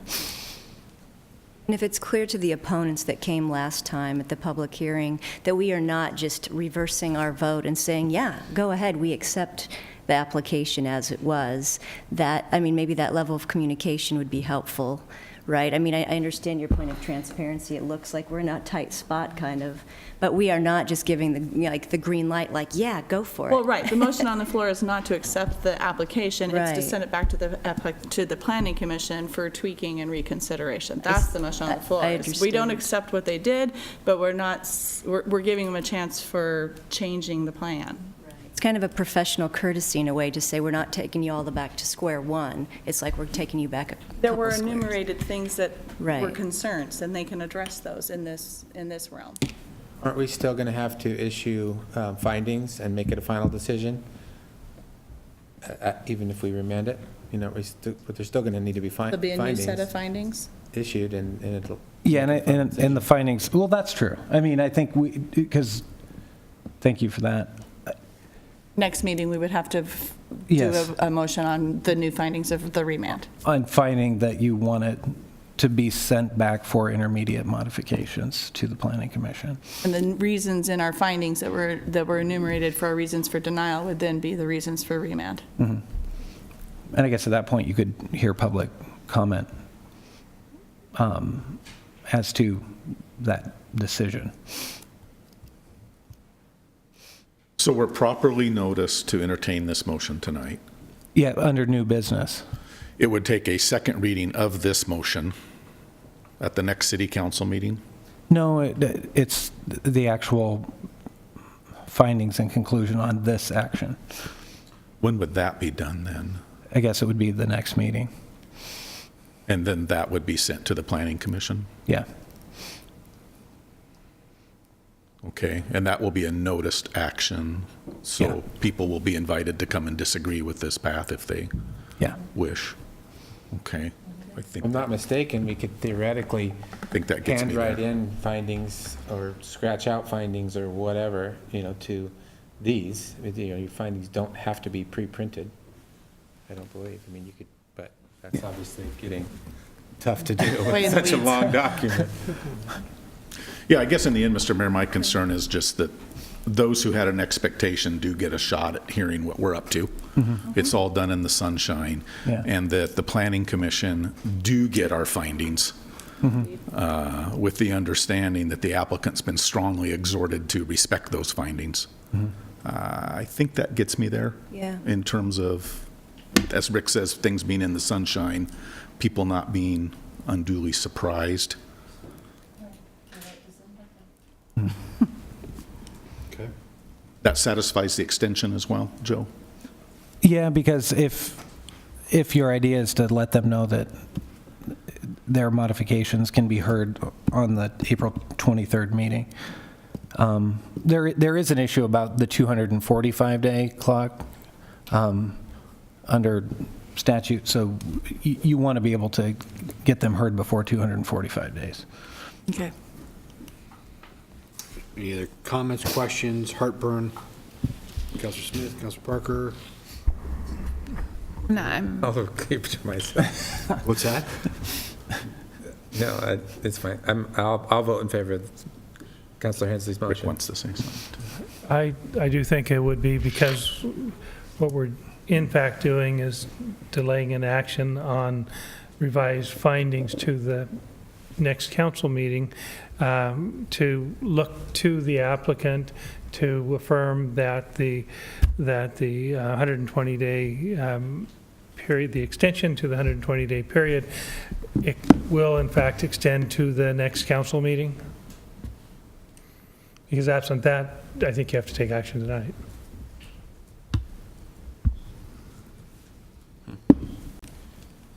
Mr. Mayor, Mike Robinson again on behalf of the applicant. I think, Mr. Mayor, that we agreed to extend the clock to the 20, do we extend it to the 13th? Well, no, to get to tonight. But, so, Mr. Mayor, to go to what the city, okay, to go to what the city administrator said, is your next meeting March 21st? Yes. Okay. We would extend the clock through March 23rd. That should give you enough time to take action at the 21st. And then if your action on that night is to remand to the Planning Commission, assuming that we would have a hearing on May 23rd, I'll repeat our offer, which is to extend the clock to May 11th to give the Planning Commission time to act, to issue a decision, and then there'd be a follow-up appeal period. And that, just to clarify, because you, I think, said May 23rd, but it's actually April 23rd, and then May. Right. Yeah. Hearing is April 23rd. Yeah. If you act to remand at the Planning Commission, the applicant extends the clock to May 11th. And my understanding is the application was originally deemed complete sometime last fall. So you have effectively until that same time this coming fall to make a final decision. I think we would hope we would be done well before then. We would hope. We hope so, yes. Thank you. Thank you.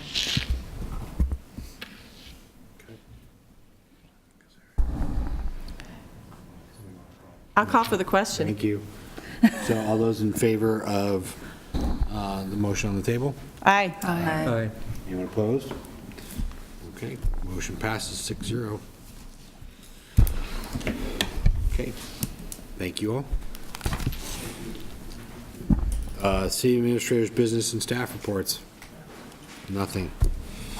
Next opportunity for citizen input, if anybody would like to provide any.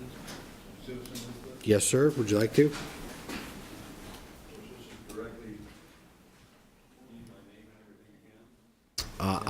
Daniel Webb, 1109 Southwest First Avenue here in Canby. I'd like to address your decision you just made. The question is, what happens next time? If it's appealed again, are you just going to throw it out and do it all over again?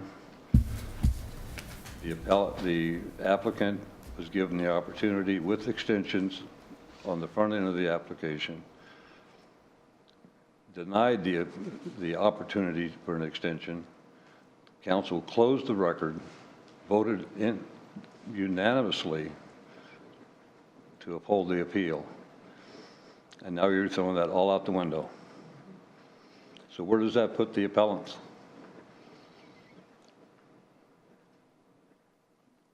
I don't get it. The appellants have to feel like they've, I don't know, like this was all wasted energy and wasted motion. What are we doing here? When you make a decision, you can't stick to it. Unanimous vote, 6-0. And now you said, no, we'll give them a do-over because it's shorter. We don't have to risk it going to LUBA. I feel like the citizens' rights are just thrown out the window just now. The city of Canby, the residents, have no say in what goes on in front of this body. Because you make a decision and you say, oh, we'll give them a do-over, especially when we're given every opportunity. And in fact, you asked them twice that night, I believe, if they wanted to take advantage of the extension. And they said no. I don't know what else to say. You can be sure that you'll probably see us again with this body, because now we're, another thing is, I was given no notification that there had been any conversation with anybody on the city concerning the applicant's attorney coming in tonight and making this deal. And also, there was no notification of, you say that they requested to be put in new business. I wasn't given any notification of that. If I'd have known this was going to go on, then I'd have brought my attorney. I'm not an attorney, so I can't cite law. So, I don't know what else I can say. Mr. Webb, I don't have. Anything you can say. No, With what just happened here? I'm sorry that you're frustrated. Do I get a do-over?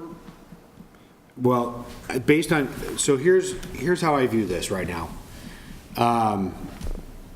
I view what we ended up doing at the last meeting in terms of the findings and the actions that we took was driven by a lot of the feedback that we received from the appellants about the plan and the issues that were brought up about the plan. And so I think that, for me, I think I'm not sure why you don't deem it fair that they go back and address those comments and the changes that were brought forward. Well, they can, but not under this guidelines. If they want to go back, they can resubmit a new application. Well, they're going to tweak one. For them to just take the roundabout way and then come in the back door, I don't think that's procedurally correct, and I don't know that it's legal. I'm not an attorney, so I can't even get into that. I don't think we had equal representation here in this situation tonight. I was given no notification of any of this even being a possibility. I take that back. Brian sent me an email a week ago about this possibility, and I just thought, I can't believe that he would even think about that.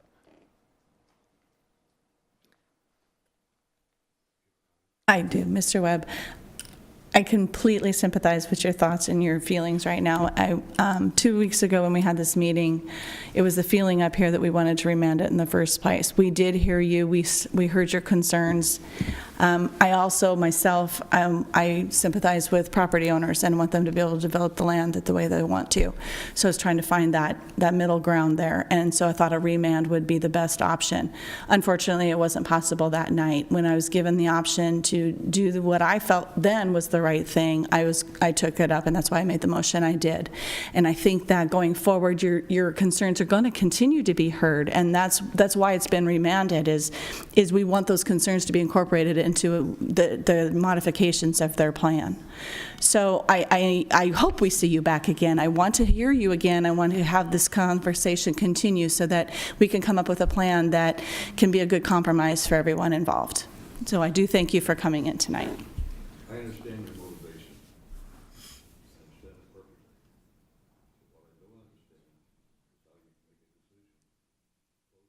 Close the record, make a decision. Before you close the record, you gave them the opportunity before. So as far as I was concerned, this was a closed book. I was here only for a formality tonight to hear you do the final reading. So obviously I wasn't smart enough to get my attorney here tonight so he could challenge this. Maybe he wouldn't have a challenge, but at least I would have had the opportunity. If I'd have given any notice whatsoever that this was even a possibility of happening. Obviously, a number of people in this room knew this was going to happen tonight. The only one that didn't know it was the appellants. I got a real problem with that. So, Mr. Mayor, Joe, have we not provided that opportunity, though, for the public to hear on the decision to possibly remand it at our next council meeting? We have, not only for the next council meeting, but from a certain point of view, the appellant still prevailed in that they appealed on certain grounds that are now being addressed. So I don't know what else you would want from an appeal except to have whatever grounds that you're saying be addressed. Now, whether or not that's addressed at the Planning Commission on the 24th, or whether they have to come back with that new plan and call it a new plan and do the same thing in front of the Planning Commission as soon as they can, they still have the right to be heard not only next week from you guys, in front of you guys, about the mode of this decision or the method of it, but they have the right to be heard at every subsequent meeting, public meeting, going forward, dealing with the application and whether or not they think their basis for appeal are actually being addressed when it goes back down to the Planning Commission. So I don't see it as a loss for them anyway. I see it as they're getting what they asked for. So I don't know if that answers your question. Mayor, to Council President Dale's point, so in 2 weeks at our next council meeting, we'll have on the new business, another point of order on findings, which would be the findings for the remand. So they would Yeah. have their point to come in and talk then about our decision tonight. Correct. Okay, so he had, there you go. If you want to come to the microphone, sir? Yes. My name is Joseph Meyer. I live at 1846 North Teakwood, up in Willow Creek Estates. And, you know, I think we're missing a real important point here. I, as a, you know, just as a taxpayer and raising kids and that sort of stuff, didn't understand all this stuff written into contracts like land density and swapping this for that, where you can, there's an advantage for it being put back to square one, because people like me are a lot more educated now on the bait and switch that can happen there, because that, in my mind, in my opinion, in essence, we were lied to. It wasn't a straight out lie, but a lying by omission is the same as a lie. I mean, my opinion is these folks knew what they were going to do from the get-go. And the people not asking the right questions, not knowing to ask the right questions. You know, I compliment Councilor Spoon on keeping asking questions like that. You know, they did not stay in the spirit of what they said they were going to do. So we were lied to, you know, by omission. So, you know, I favor it, go back right to square one. You know, how can you change from, you know, in 24 hours, you have it, you reject it, you send it right back, and start from, my understanding was you start from the beginning. And then, you know, and now they're allowed, as Mr. Weber said, they get a do-over. And I don't think that's right. Yes, Counselor. I really, really sympathize. I just want to point out, too, that one of the potential outcomes of the findings as they were written, if we had finalized them tonight, is that the appellant goes to LUBA, and LUBA overturns our decision, and the plan, the way we saw it the other night that we rejected, moves forward. The advantage to remanding to Planning Commission is that there's really no chance for that original plan that you objected to move forward as is. If the applicant goes to LUBA, there's always the chance that LUBA could overturn us, and the plan we all rejected 2 weeks ago moves forward, and there's nothing we can do about it. So from my perspective, while I really, really sympathize with how it must feel for it to happen this way, it is kind of the path to the goal of having all of the appellant's points for appealing addressed, without the risk of the plan moving forward the way it was. To me, it's a compromise that kind of gets us to where the appellants and the neighbors wanted to go, without the risk of us getting overturned altogether and LUBA saying the original plan moves forward the way it was. So I guess that's part of my motivation in seeing the value in a remand, is that it takes the risk of the 5,000 square foot lots kind of out of the picture, which once, if the applicant appeals to LUBA, we no longer have control over that. So to me, I'm really sensitive to it, because I can only imagine that if I was an appellant, I would not feel heard.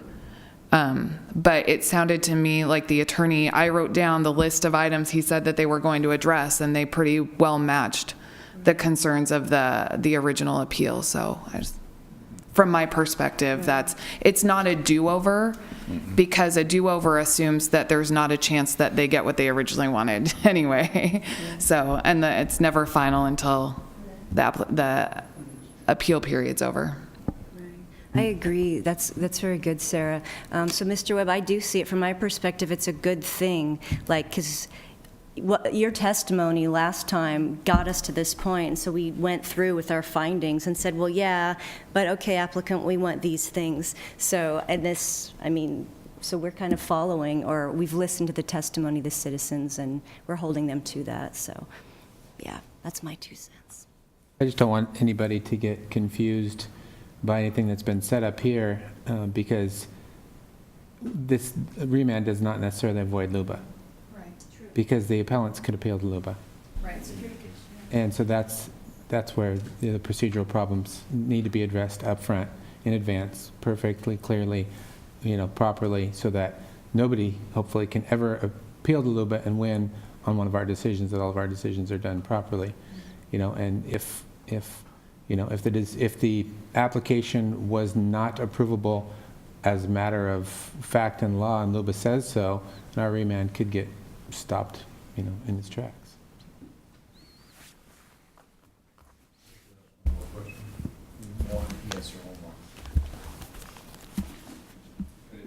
Remanded this back to planning commissioner will as of the next meeting formally, is that correct? Correct. So when that happens, what's the status of our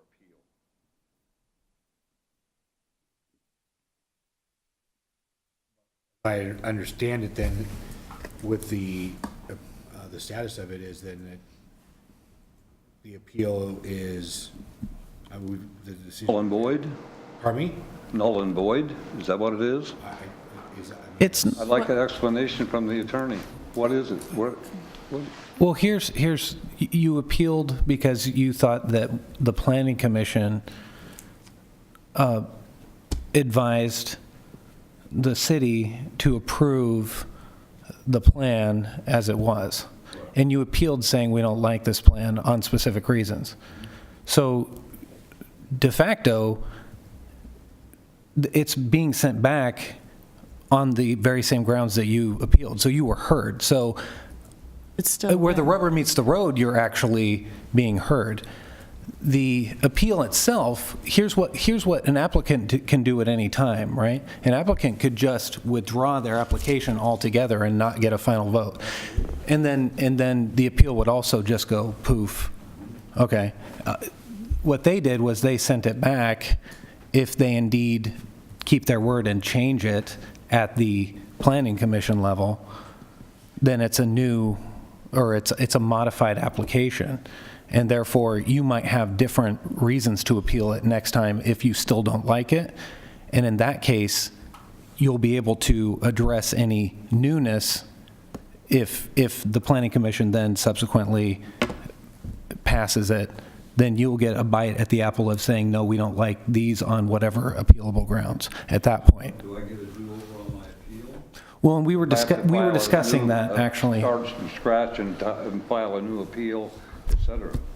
Well, and I think in the spirit of the code, right, is that if it's the same application that's been appealed, I would think that the appeal of that same application wouldn't require another application fee, but it might require new appealable items because we don't know what you're going to have take issue with. If you even take issue with it, it might address all your stuff. So you're asking me to speculate whether or not you're going to have grounds that you want to appeal on. If you do, it's the same application modified, so if you have an appeal, I would think it would be a waived or non-existent fee as far as appealing that same application, but modified. So it'd be a new appeal. Why is it a new appeal when it's not a new application? What am I appealing? What am I appealing? I've already appealed the initial application. And allegedly, that's now going to be addressed and answered. You see what I mean? That's good. No. Oh, okay. In your appeal to the city council, you had to cite specific subject matters that you were appealing the basis of the planning commission's decision for. And those specific subject matters may or may not still be applicable when the planning commission conducts a public hearing for the revised plan. So you have an opportunity to revise your appeal during that same period if you decide to bring it back up to the city council, because the facts of your appeal may change based on the conditions of approval, assuming the planning commission does approve it, which is to be decided based on the outcome of a public hearing. But you'll have you can't presuppose what the decision of the planning commission is going to be, and you will, if you choose to appeal it, an approval of the planning commission to the city council, you'll have to cite specific factors which you believe are not consistent with the city's approval process. It would be a revised appeal. Yeah. Correct. But we don't know what that'll be, or if you'll even feel the need to have it at that point. Yeah, it may not happen, but I want to know what I need to do if it does happen. Yeah. Well, and I think, I'm seeing kind of a general head nodding here at least. I wasn't Yeah. privileged of all this information Yeah. tonight, so I'm kind of caught with my pants down here. Mhm. So I guess I'll have to talk to Brian, because I don't have any other, I can't access anybody here outside of this room, so. Addresses are online, you can access any of us anytime. We'd be glad to answer your questions. I see one. Okay, well. Except as it relates to matters that you may consider in an appeal of the decision of the planning commission. There's the legal. So there's a legal barrier. But you will have an opportunity to work with city staff, and you'll have an opportunity to, as you deem appropriate, if you disagree with the decision of the planning commission, appeal the matter based on specific factors and relevant to the decision of the planning commission. And they don't have to be the same ones that you had before, but they still have to be presented in evidence during the planning commission hearing. I just wanted to note that it's really important to me that we preserve the appellant's rights to revise their appeal without consequence or fee, since we're allowing basically that opportunity for them. Yeah, so as long as that's on the record or how that has to be part of our findings or whatever, that's important to me to preserve, so. Brian is writing a note right now.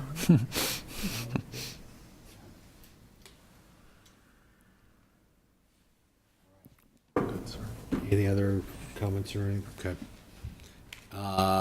Any other citizen input? Okay. Action review. You've approved the consent agenda. You've approved the noise variance application for Canby Swim Club. You've approved annexation 17/01/zone change 17-04. Approved ordinance 1471 to come up for reading on March 21st, along with ordinance 1472 and 1473, and you remanded application SUB 17-06 to the Planning Commission. Was there an exec session? There is not.